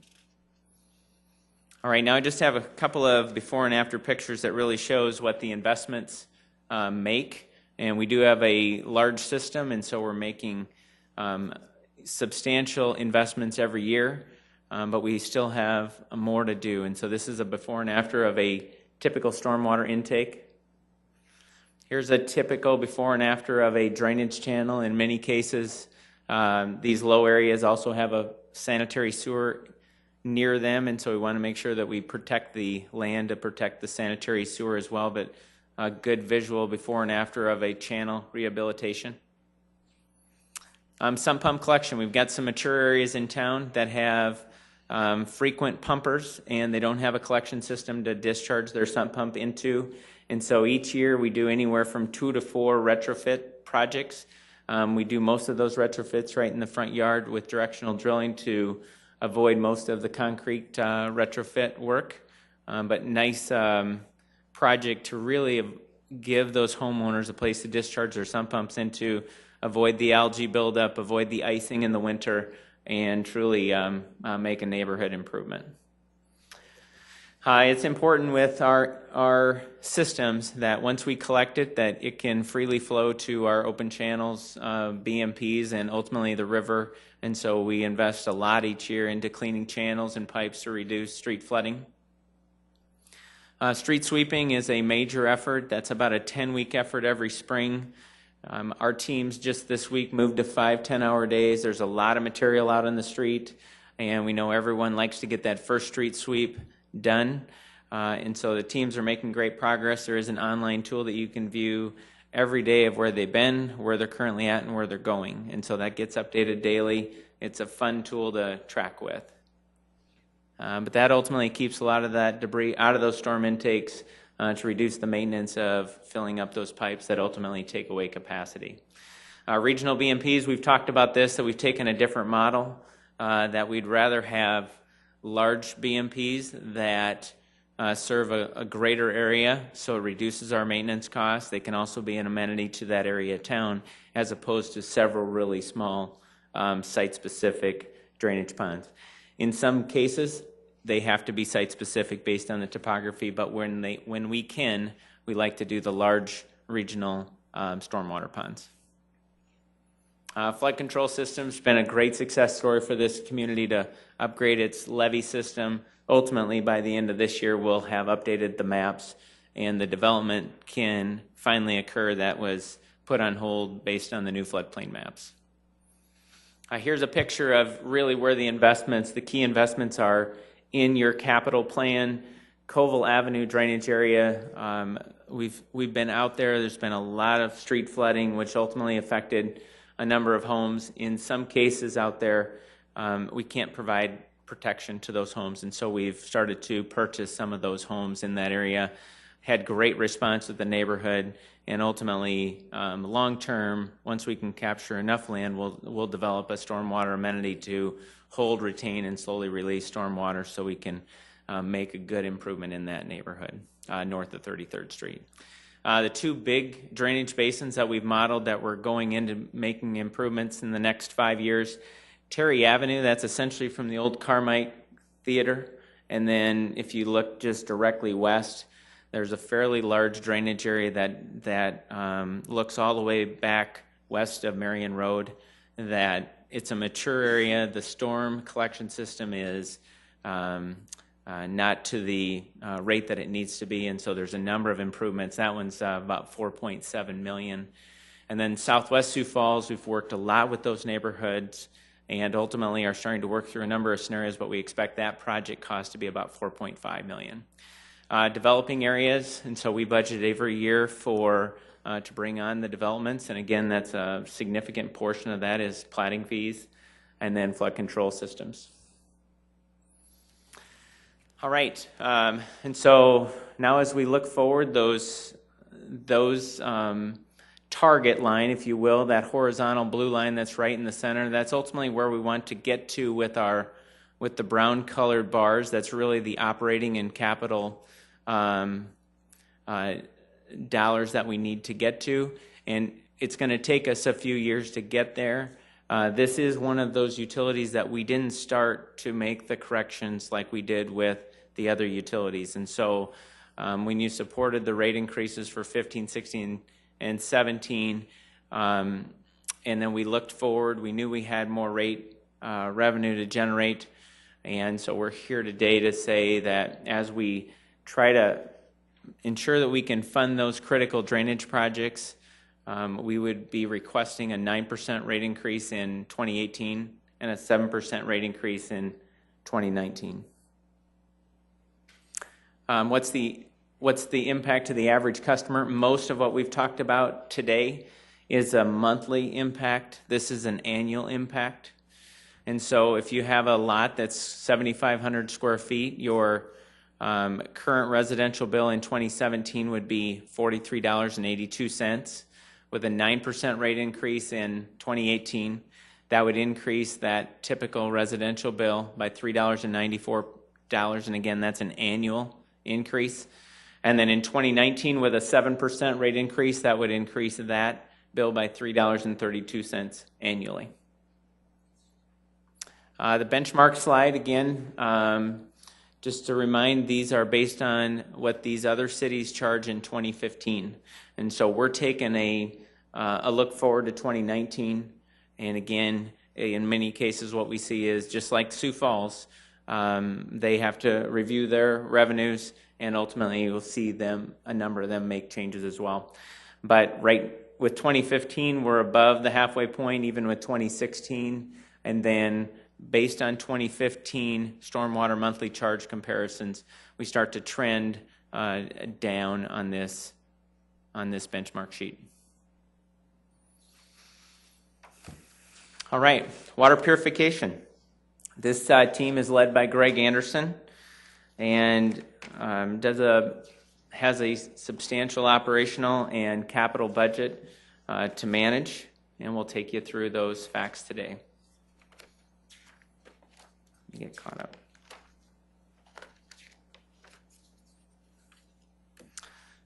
All right, our key modeling assumptions. Water purification's cash reserves will be used to smooth customer rates. You'll see in our graph that we've built up a capital cash reserves in this account of just over $20 million. One of the key factors that you'll see is for years and years, whether it was a small, medium, or a large project, we always had to go to the state to borrow low interest loan dollars to do those projects. We've completely trended away from that in this utility, and you'll see it long term how smooth the projections, the targets are, but ultimately we don't have any additional debt that we're taking on in this utility. And so great news story, the health of your water system and also the financial health of this utility. We are modeling for a final true-up. We still have a true-up with Lewis and Clark of additional wells that we've been budgeting for. They've given us a range of what that is, and so we've taken about 2/3 into that range and put in the model 8.5 million for 2024. We do have our teams very proactive, and they are, based on some of the national stories that have happened, to really look at what amount of lead services do we have and how quickly can we get them out. The city's in great shape. In many cases you'll hear that they have 1,000, 10,000, 20,000 lead services. Greg and his team did an analysis. They looked at the service cards. They started with about 351 potential lead services. That number's down to now about 200 that we're starting to go door to door and see if they've made an upgrade on their service to see if we ultimately have any lead services. If there's any service that's lead in our system, essentially from the main to the curb stop, we want to get those out in the next 2 years. So we're calling it Get the Lead Out, and so you're going to see more on that here in the coming days. Again, our water's safe, and there's no concern from those lead services. We expect that there'll be some federal legislation that says everyone has a specific time frame to get those lead services out, and we want to get ahead of that. And you're going to see we're investing heavily in the replacement of our current infrastructure. In many cases, you'll see that these are inflationary rates. When you look at water, if you don't look at the capital side of water, it's really people, electricity, and chemicals. And all of those have a driver in cost that we expect to see go up. And so that's why it's just positioning this utility to be with that. They're all stepped increases. And so it allows us to avoid any sharp changes to our customers' rates, but also keep this utility healthy. All right, so just a couple of facts. This utility has just over 1,000 miles of water main, delivers on average 19 million gallons of water to our customers every day. The priority projects heavily focused on repair and replacement of infrastructure. We talked about Get the Lead Out, but we also, about 3 years ago, quadrupled the amount of water mains that we're replacing in core neighborhoods. We started to see break history not leveling off, and in some cases trending up. And so we started to analyze every water main segment in the city, mapped the year that it was installed, and then ultimately mapped where we're seeing breaks, where we're seeing corrosive soils, and then put together a project to start to aggressively update this infrastructure. And that's why you'll see a lot of replacement of our water system to provide a more safe and reliable system. New development, we are a growing city, and so we're also budgeting for new development and new elevated storage. And then one of the things that you'll see is our investment in supply. You know, we have invested, one of the key investments this community made was investing into Lewis and Clark 25 years ago. We were one of the 4 founding members of Lewis and Clark, and it's proved to be a great water source, great quality, and we use Lewis and Clark water every single day. We also know we can't just stop with Lewis and Clark. We've got water in our aquifer that we have for us that we could harvest. And so we're working with USGS right now to model our water system, our aquifer, and ultimately find the sweet spots of where to put those long-term wells. We've got a picture for you of that coming up. All right, so this is an interesting picture. We brought the company out of Canada that has that high-tech equipment that can map the geology of an aquifer, and that's the picture that's on the right. And essentially then the USGS comes in with their scientists and they calibrate it, and then they can start to model it for successive years of drought, very similar to what California just did. And why you want to do that is you want to model your aquifer for successive years of drought to then be able to place what that gray sketch is. That's a high volume horizontal collector well. You want to be able to place those in areas where even after several years of drought, you're in a sweet spot to harvest water and still deliver water for our customers. And so that's a multi-year study, but the process is well underway. On the outside of our 5-year plan, we start to show that we're going to make investments and additional horizontal collector wells so we can harvest water to meet the needs of this community. All right, so a number of lines on this, but really just start to look at the black line, the horizontal line. That's really the target of where we want to be from an operational standpoint. You know, when this utility releases a purchase order for lime, we buy the lime by the rail cars.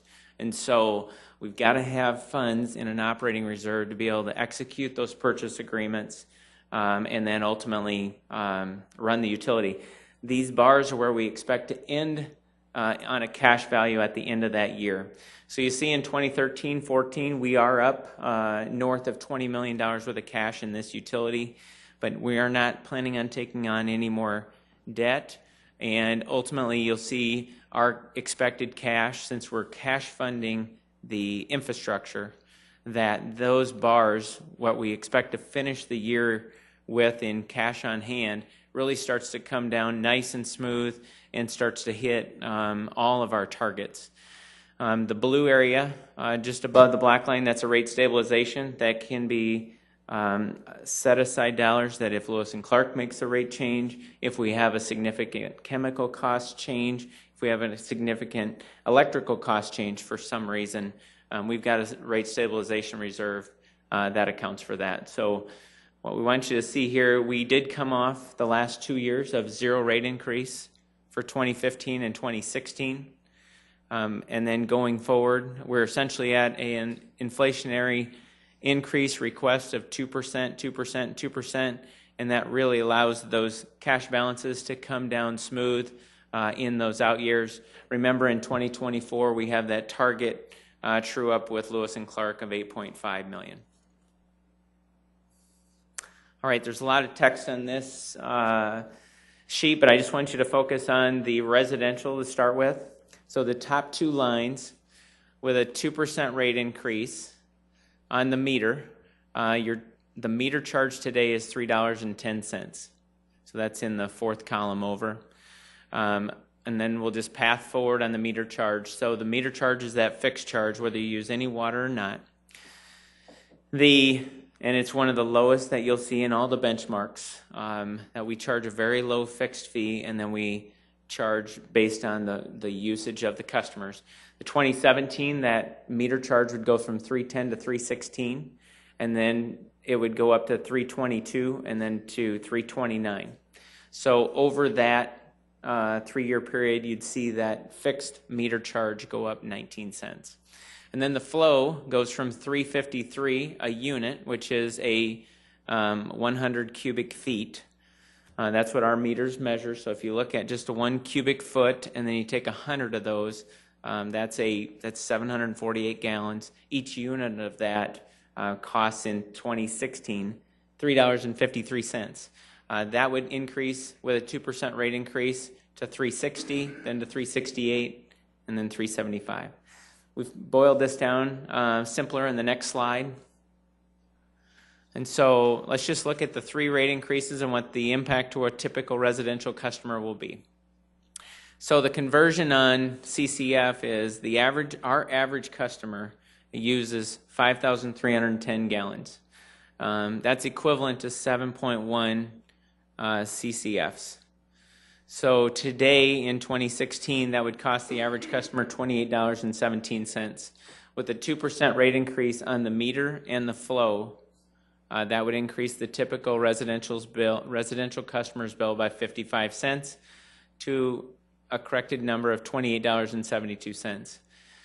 The impact on 2018 and 2019 would be 63 cents, and then in 2019 would be 57 cents on the typical residential customer for water. All right, our benchmark, again, this is based on 2015 comparison of a number of different studies of cities with varying populations. But right now in 15, 16, 17, we're right in the sweet spot, I'd say right in the center. And then as we path forward and forecast what those rates would be in 17 and 18, we start to move down that tier. Again, this is based off 2015, and we can always bring these back to you on an annual basis to show you where the benchmark is moved. The one thing I would like you to just point out is, as you look at the benchmark slide, there's a dark blue and a light blue. And that dark blue is the fixed charge. And so just look, if you look up and down, Sioux Falls on all these cities has the lowest fixed charge. And so customers, we've really tried to incentivize sustainability, conservation, and so the less you use, the less your bill is. As you path up and down, you'll see a number of those utilities have a fairly high fixed charge and then not much that you can save on the volume. That's been, I think, one very good step this community has always done to really keep the fixed charge low and ultimately just charge based on the usage of the customers. All right. Our last division today is water reclamation.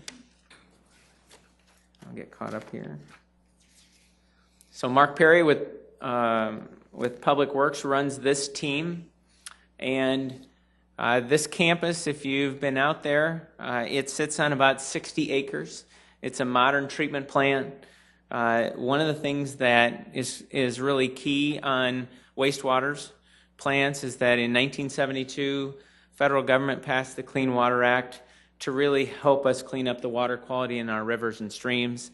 To do that, they had to modernize the collection systems and the treatment systems.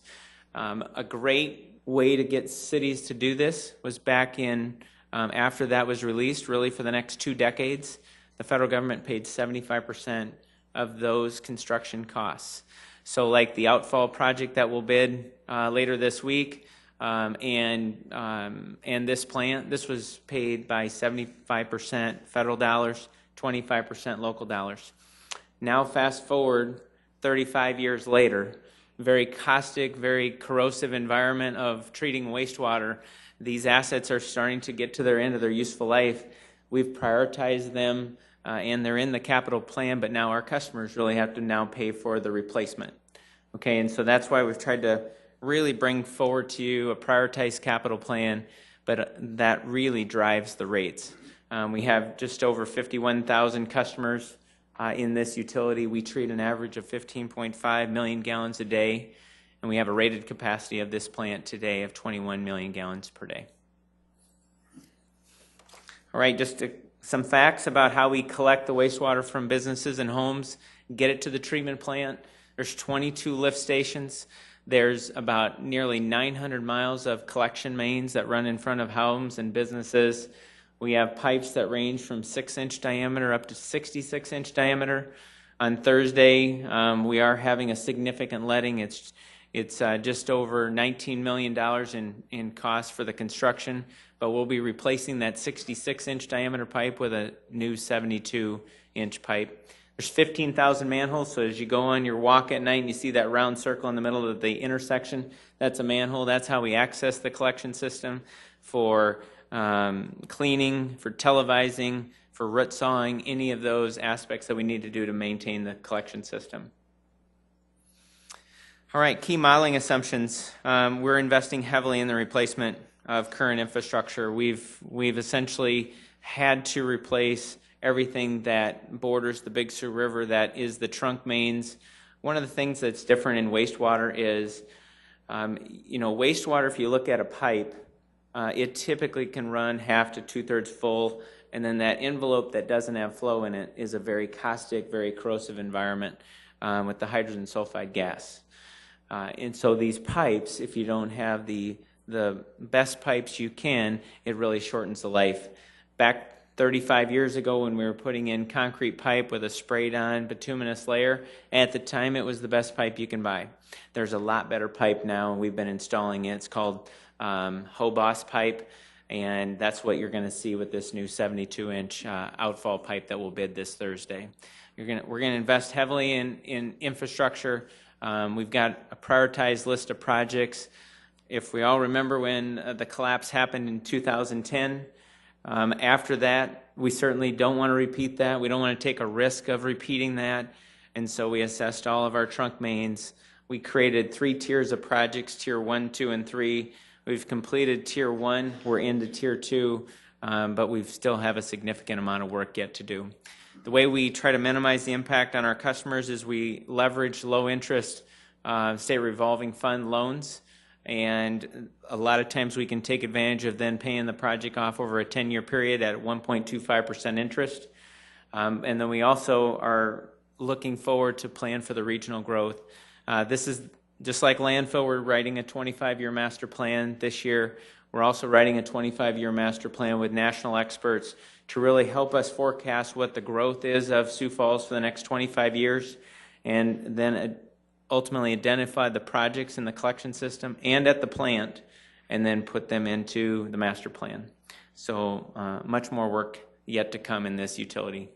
Here's a list of probably some of the top valued projects that are in the system. We have a lot of maintenance projects that we could list, but it would take up several pages. The second one down, the outfall sewer replacement, almost 95+% of the wastewater comes to that area down by the spillway, and then ultimately gets moved 2 miles east out to this main pump station, and then gets lifted up to the plant. Those 4 miles that will be under construction this year will have a combined cost of almost $35 million. As you look down through the primary digester improvements, those are plant assets to make sure now after 35 years we're reinvesting into the plant, and they they do an enormous job, but they're also in a very corrosive environment, and we have to reinvest into them. Main pump station replacement, that pump station you're looking at, that is the next key focus that we'll do. And so just a number of activities that are underway to make this a very reliable and safe utility. All right, so give you a picture of how our ending cash balances look and some of our targets. Again, if you look at the black line and the green line, we've essentially hit those operational reserve targets that we want to. The next is that gray is really trying to fund more capital with cash, but also knowing that we just can't ultimately do a project like we're going to do this year, like those big outfalls with cash. So we're stretching those out over time to ease the impact on our customers. And so you'll see that next brown, that target line, we're not there, and we're okay with that. That's why instead of using cash, we're going to leverage low interest loans. But the 6% rate increase we're recommending in 17, 18, and 19 will really allow long-term this utility to make just those incremental stepped rate increases to fund those critical projects and ultimately deliver a good, safe utility. You'll see, too, in the out years, we don't expect to be done, just like this journey has been for multiple years, that we do expect to see in these utilities increases in our costs. Our construction values are going up, but it's still a smoothing effect and still a very competitive cost for treated wastewater.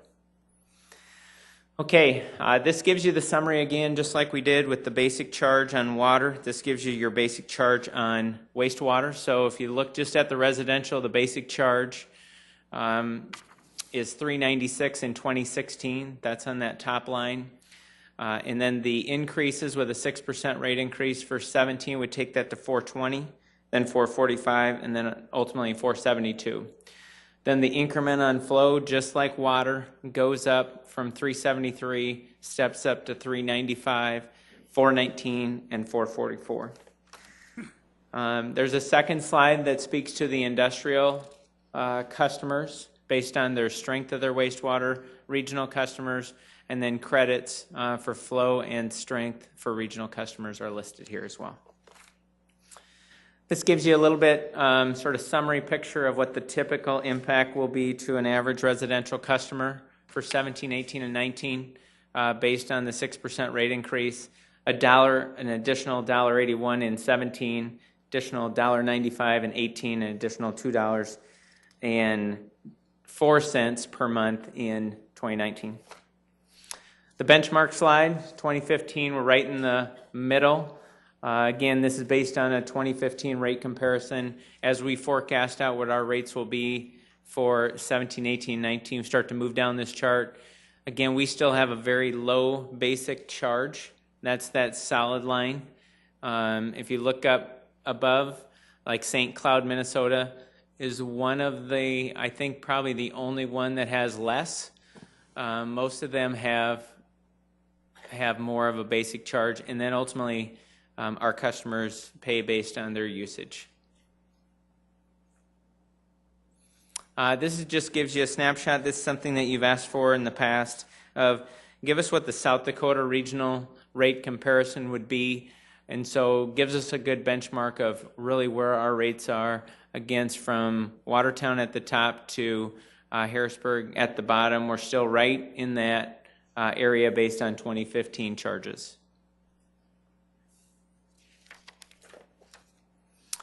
All right, just a summary slide here for the utilities. Top Light and Power has been segregated off because that entire utility has about 2,600 customers. The majority of the heavy customers are government accounts, but that does have a typical increase per month of $3.17. And then if you go down in 2017, the impact of these rate increases on our typical residential customer for storm drainage, water purification, water reclamation would be an additional $2.66 per month.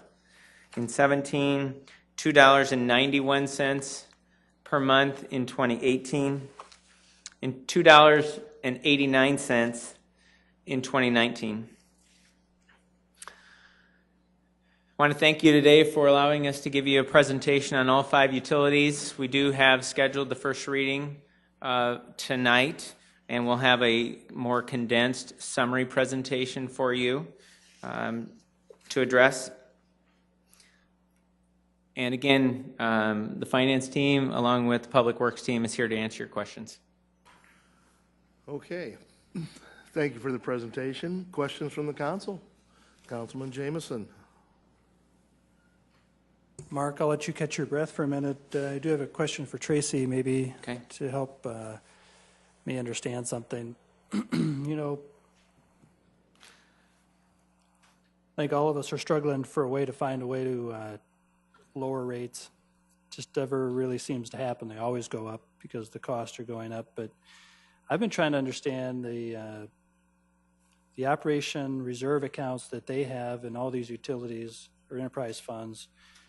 How do they compare and budget compared to our citywide operational reserve account? And are they collectively together or separate? And is that strategy, I guess I know you're going to say it's right and has been, but my thought is I'm just trying to make sure I'm seeing it right, that if a catastrophe happens, a hurricane comes to town, and all of a sudden we can't do any economic or no commerce, the city's got a reserve account. They've got it in all these enterprise funds, but they've also got it in the other accounts, it appears, to cover, is it just all the other stuff, or does it cover all of those things and including enterprise funds? That was quite a question. Sorry. I used my hands too, and we talk quite often about the reserves in the general fund, the 25% policy that the council has established, and that really is a reserve intended for support of those general fund operations. So police, fire, street maintenance. Just general fund. That's the intent. Certainly, if in the unfortunate circumstance where there might be needs for financial resources beyond that, if we have a real serious disaster on our hands that some of our other operations don't have the wherewithal to support, certainly that's something that we could fall back on. That's not the intent of those reserves, but it is money that would be available to the city. The enterprise funds that Mark's been talking about here this afternoon do maintain their own operational reserves, and they're right in line with what we maintain in the general fund from an operational standpoint. So it's around 25%. I think it's typically measured in the how many months worth of operating expenses are we maintaining, and I believe we're running at about 90 days 90 days, 3 months worth of operational expenses. Now, the significant difference that you'll see in cash reserves in the enterprise funds don't relate to operations. They really relate to the capital needs of the fund, because in the general fund, we don't hold reserves for capital projects in our general fund. So that's strictly for what we would expect for operational needs. In the enterprise funds for water and sewer, we accumulate dollars in there to spend on capital projects. Of course, one of the advantages of that is to avoid the need to issue debt. As Mark reviewed, that's not always practical or reasonable to pay cash for everything, but certainly that's the purpose of accumulating those capital reserves within our enterprise funds. I don't know how much of your question I answered, but no, you if did I a missed great something, job. let me know. You did a great job. I've always just been curious about that, and I finally got the answer. Makes sense. And then I have a question for Mark, if I could. Mark, on the regionalization of the landfill, I mean, if we didn't have those other communities bringing in their waste, and we were just a Sioux Falls landfill, and Brandon had their own landfill, and Canton, everybody had their own, what would our rates be? Do you have any idea how would that be if? I mean, I guess what I'm thinking of is proportionally how much comes from out of the city and how much is our own, and are we better off individually, or because of other regulations? I know you want to do it together, but I'm just saying, are we better off or are we worse because we're regional? Well, I would say we're better off. I mean, our community's population is 173,000, and we're serving an area of 256,000. So definitely getting that economy of scale. Dustin, any facts you want to be able to share, maybe outside of city, that you could highlight? This is Dustin Hanson, our landfill superintendent. Sioux Falls generates about 80 to 85% of the total waste that comes to our landfill. So as far as if we were to lose those communities, our tipping fees probably wouldn't change that much. Okay. Thank you. Councilor Karski? Thank you. I don't know if this is for you, Mark, or Tracy, but when we do our regional comparisons, do other communities treat their utilities as an enterprise fund like we do, where we want them to, you pay for what you use and pay as you go? Or do other communities subsidize them with properties and sales taxes? Tracy, do you want to weigh in on that?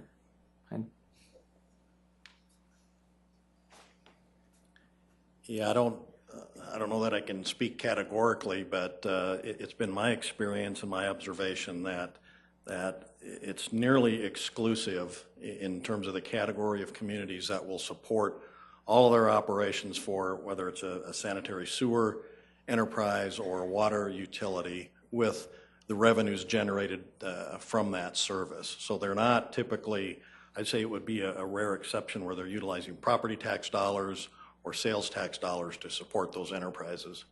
So not to say there aren't some out there, but I think that would be a rare exception. Okay. And regarding the reserve ratio, 25% was set by a council years ago. Is that a magic number for any real reason? Is there a number that other communities use? Is there a standard for this? I wouldn't say there's anything magic about it. I think, I don't know what kind of work or research went into it back in 2007 or whenever that was formally established as a policy. I know the GFOA, the Government Finance Officers Association, has best practice recommendations. They don't come right out and recommend a particular percent or period of time like we do in our utility funds, but their strongest recommendation is to, first of all, have a policy, determine what's appropriate for your community. There is no magic formula for it. Communities look at things a lot differently. You know, if communities, for example, in Colorado that are in the National Forest interface area where they've got a serious concern about wildfires might tend to have a little higher reserve balance than what the City of Sioux Falls would have, for example. But by and large, I think 25% is certainly not uncommon. It's not uncommonly high or uncommonly low. You can certainly find communities that have policies of less than that, some that might have more. A lot of communities that don't have any policy at all and just kind of are all over the board. Okay. And I asked that question just out of that curiosity. I mean, is there a national standard or any sort of standard for that? And that might be an opportunity for maybe the fiscal committee to look at sometime, just to study what should our reserve ratio be set at for some of these utility funds. Do they all have to be 25%? Can one be more or less than another one? So it's just a thought going forward. I probably won't be here, but just, you know, something to consider. Counselor, I can add one item to that is, you know, in addition to what Tracy said, when you used to see AE2S, when we would outsource a lot of the rate, they really focus on this area. They've been trained nationally as well. They were the ones that we really sourced. What should that number be? And the scale of these operations, it is only 90 days. And so we think it's a reasonable amount, but certainly would love to have the discussion.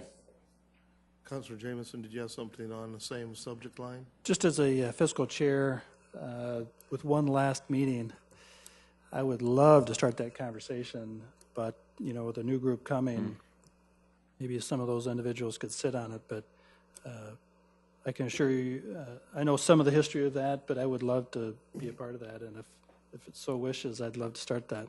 Okay. Councilor Erpenbach? I want to shift gears just a little bit, Mark.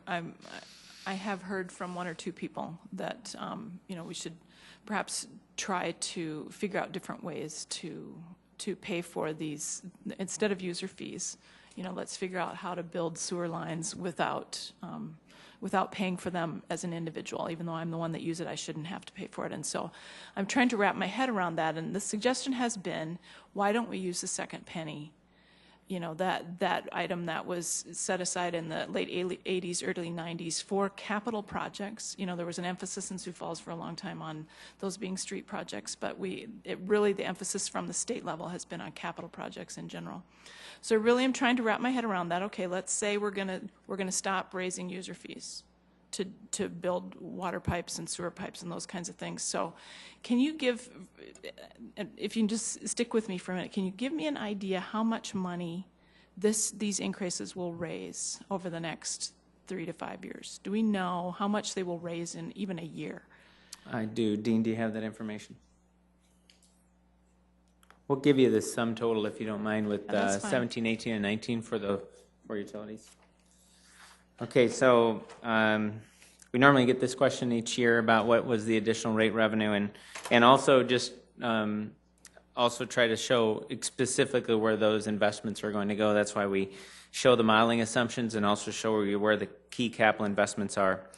But if we look at water, storm drainage, light and power, and water reclamation, and we look at what the additional rate increase revenue will generate over that 3 years, between 17, 18, 19, that'll be about $21 million. $21,099,000. So let's say that we decided to do that. We're not going to do this increase, and so we're going to give up the $21 million over that 3-year period. Can you tell me what does that look like in your CIP? Because it's going back on you. It's going back to Public Works. What kind of streets then are we not going to do? What kind of what are the things that we would have to trade out? How do we make that balance if we're going to take that $21 million out of your CIP project?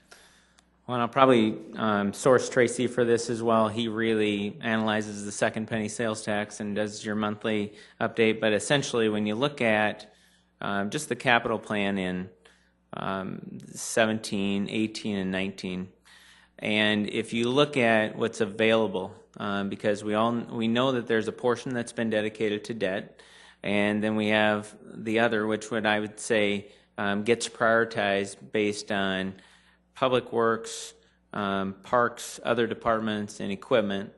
Public Works already gets the majority of those dollars. That's why I'm taking it from you, the $21 million. I'm taking it from you because you have the biggest chunk of it, right? Right. So right now, if you look at Public Works, probably of those available dollars takes about 70% of that, and our street system it's growing, and it also, on a constant basis, is the one asset that the city uses, but it's one of those key things that we've learned that you can't stop investing in it.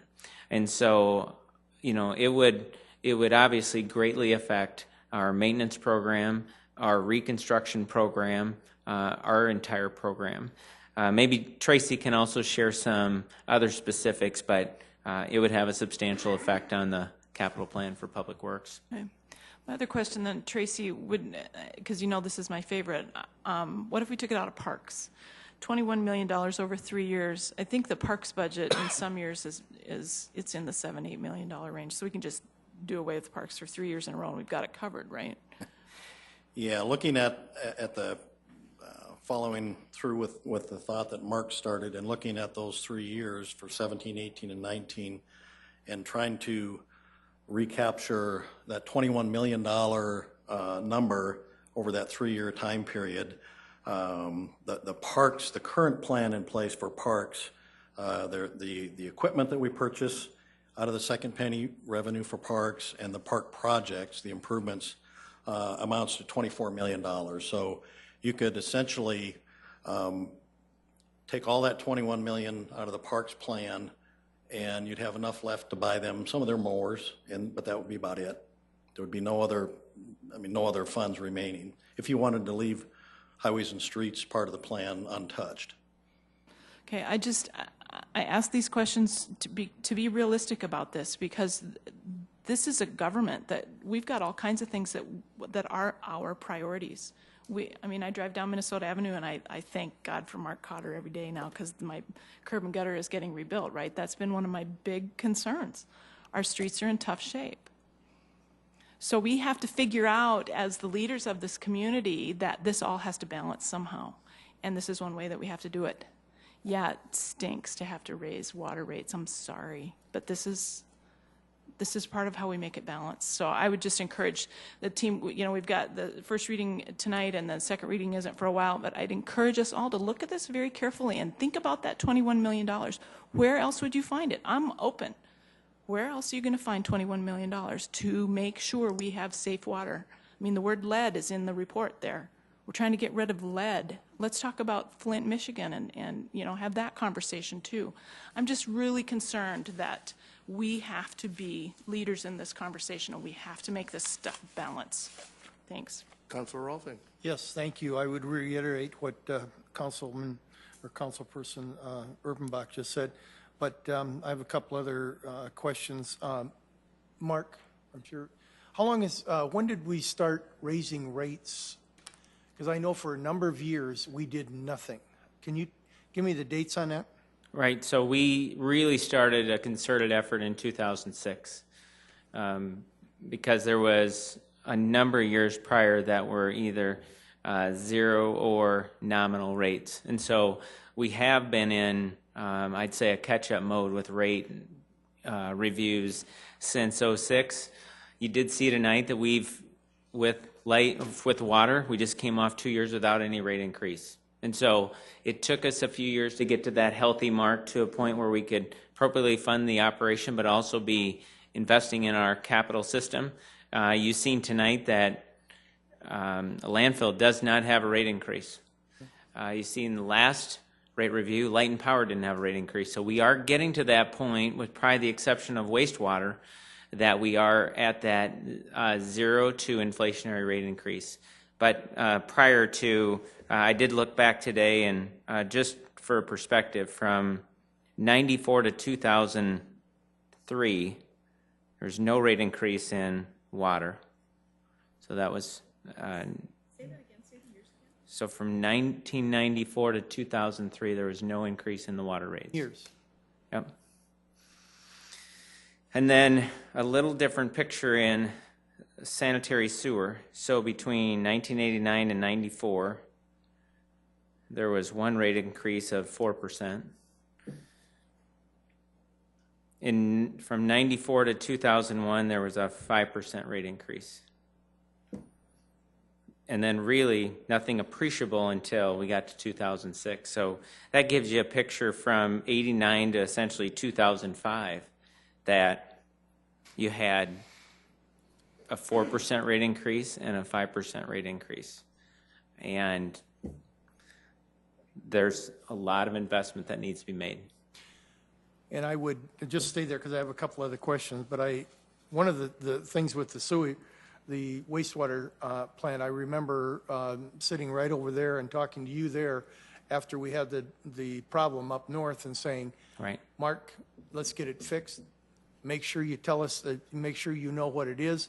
Come back to us in a very short time, I think we said. What's it going to take? We want to get it fixed. Right. And we don't want to have the same problem with water and that kind of thing. So we want to make sure we have that fixed. One of my questions is, the storm drainage, wastewater drainage, or the storm sewers, why does that come out of why not out of streets? Seems to me that are you going in and changing and fixing those things before or after the streets have been fixed, or are you doing it in conjunction most of the time with when the streets are being fixed? Most of the time it's in conjunction, but like we just drove the entire street system again to map potholes, frost boils, intakes, and low manhole covers. And so what we can then do is we'll put a cluster of those intakes together, and if they're in one of our reconstruction areas or our mill and overlay areas, we'll include it in those projects. If not, we'll just cluster those. We usually let about a $100,000 contract. That's kind of a nice size contract for most of our intake contractors. And then we'll sometimes let up to, say, 3 of those a year.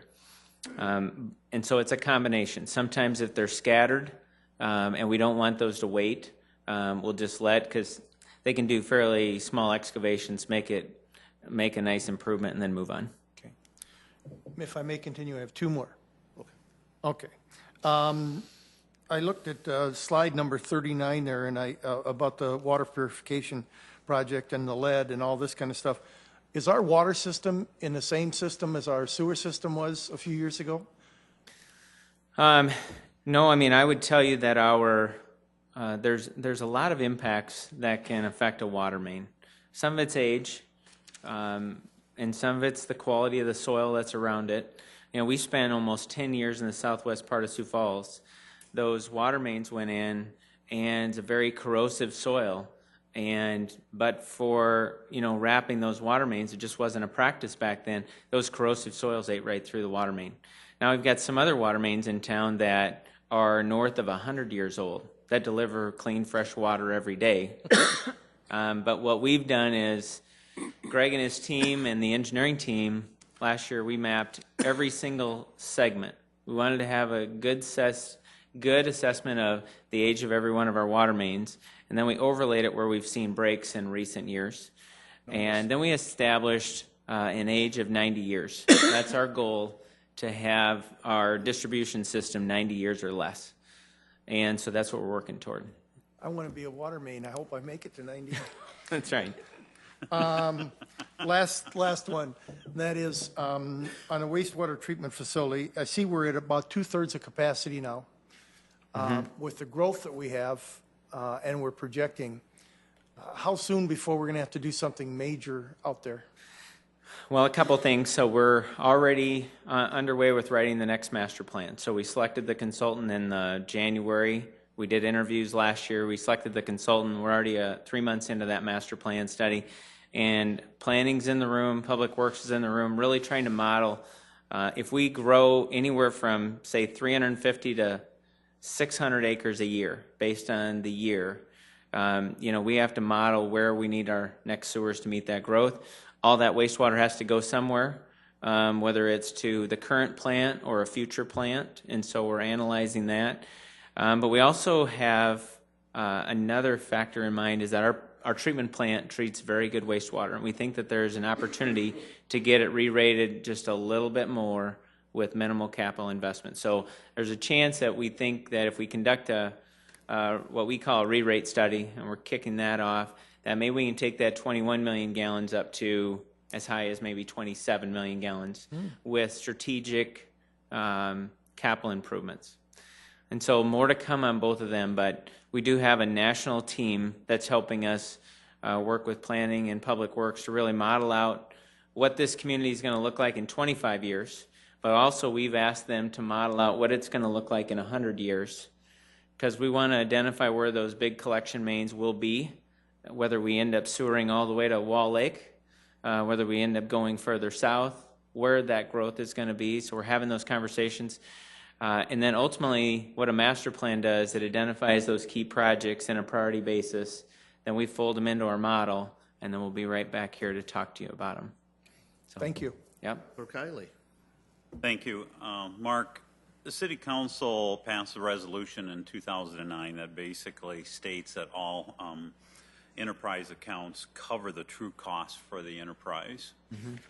Can you tell me how city as a whole and its residents have benefited since that time due to this process that was passed in 2009? I mean, compared to what we were doing previously. I think the one thing it provides, Counselor, is just real certainty and direction, policy making as to how you manage these utilities. It's been a practice for decades in Sioux Falls. I think Tracy had mentioned that they look back to an audit report in 1976, and they were managed as enterprise funds, almost 40 to plus years ago. But it really, I think, codified in policy that says the council established reserve targets, balanced budget for the general fund, and it also spoke to the enterprise funds. I would hope that our customers, if they see the presentation, it gives them certainty on the health of their systems, when they write their check for their water and wastewater bill, that those dollars get reinvested back into the system, and at any time they can come out and see them. They are their utilities, to be more certain about it. So it's enabled the city to deliver a better product. Absolutely. They are standalone business units that have to live within their budget and also have to prioritize projects and then do stepped rate increases to meet those revenue needs. Okay. Yep.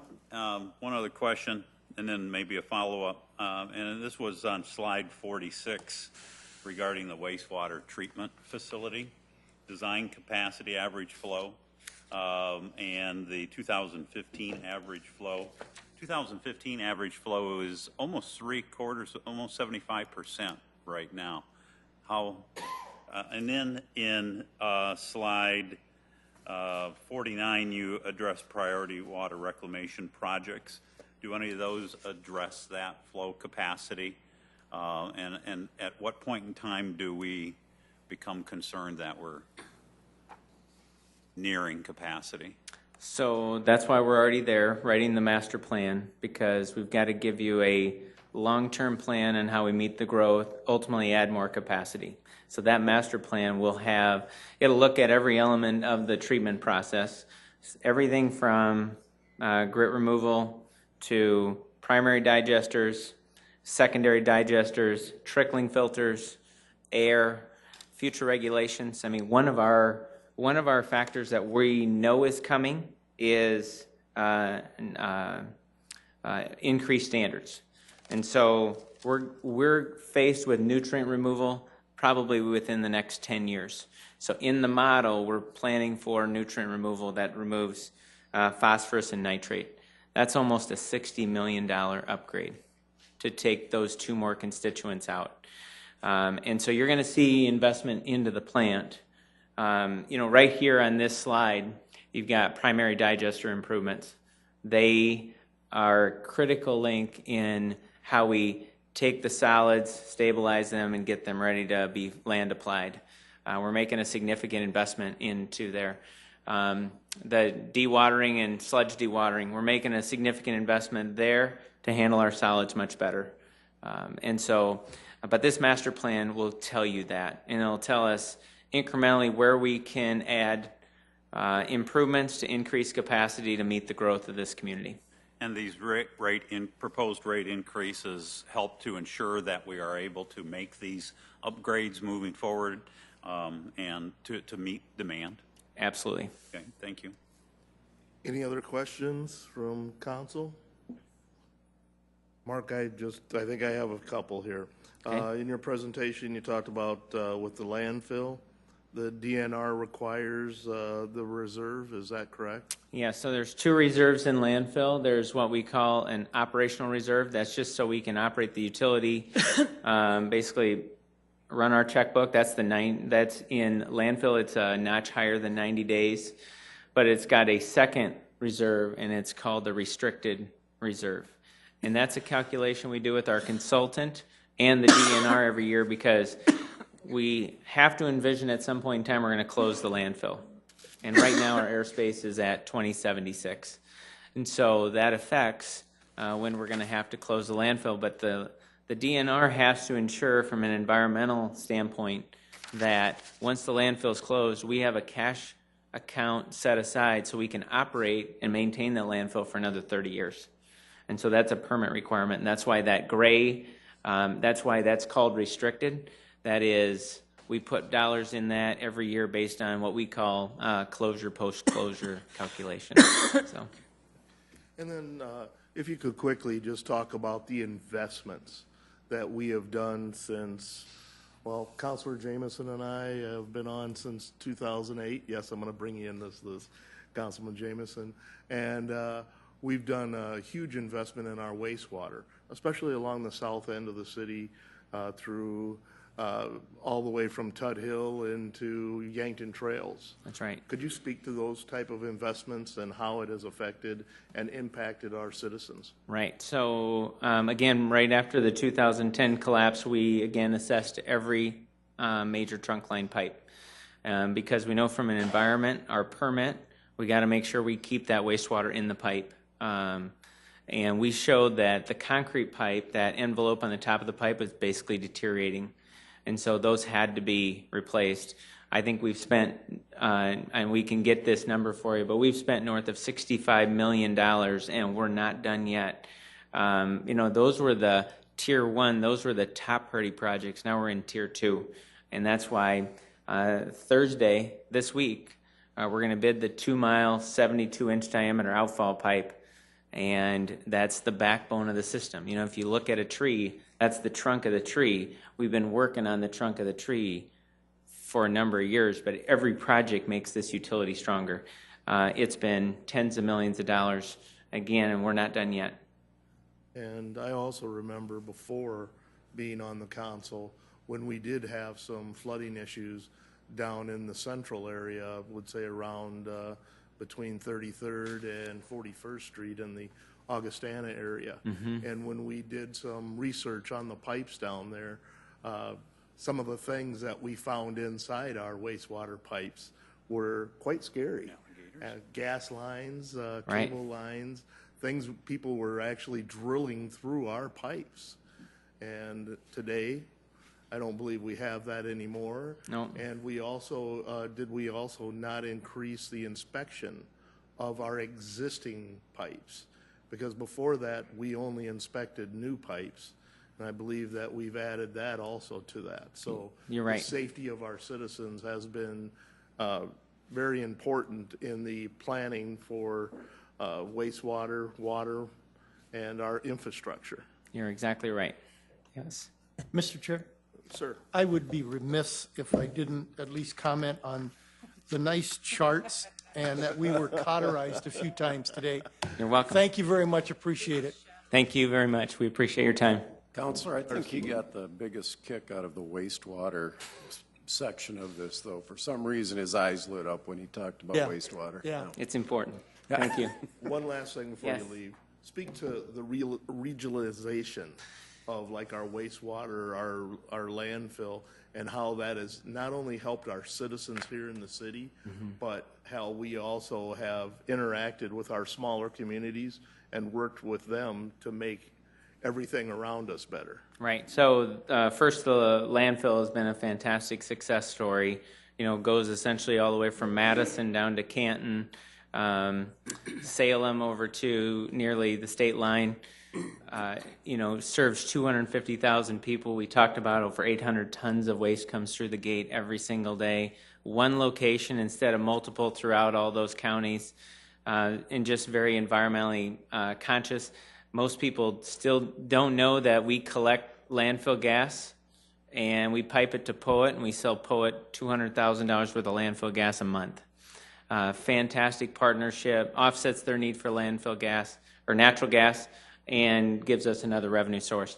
Wastewater is the same thing. We've talked about how expensive all these aspects are, and we've been meeting on a quarterly basis with all the regional communities. Trent just hosted a meeting the other day, had a good discussion, talked through these rate impacts, and ultimately we know that it's a challenge to maintain some of these systems in the corrosive environment that they are, but ultimately if we do it together, the goal is that the economy of scale and everyone saves dollars. So it's been a good step forward. Any other questions, comments from the council? Seeing none, thank you, Mr. Thank you very much. With that, I will adjourn this meeting, and we have our city council meeting at 7. Thank you.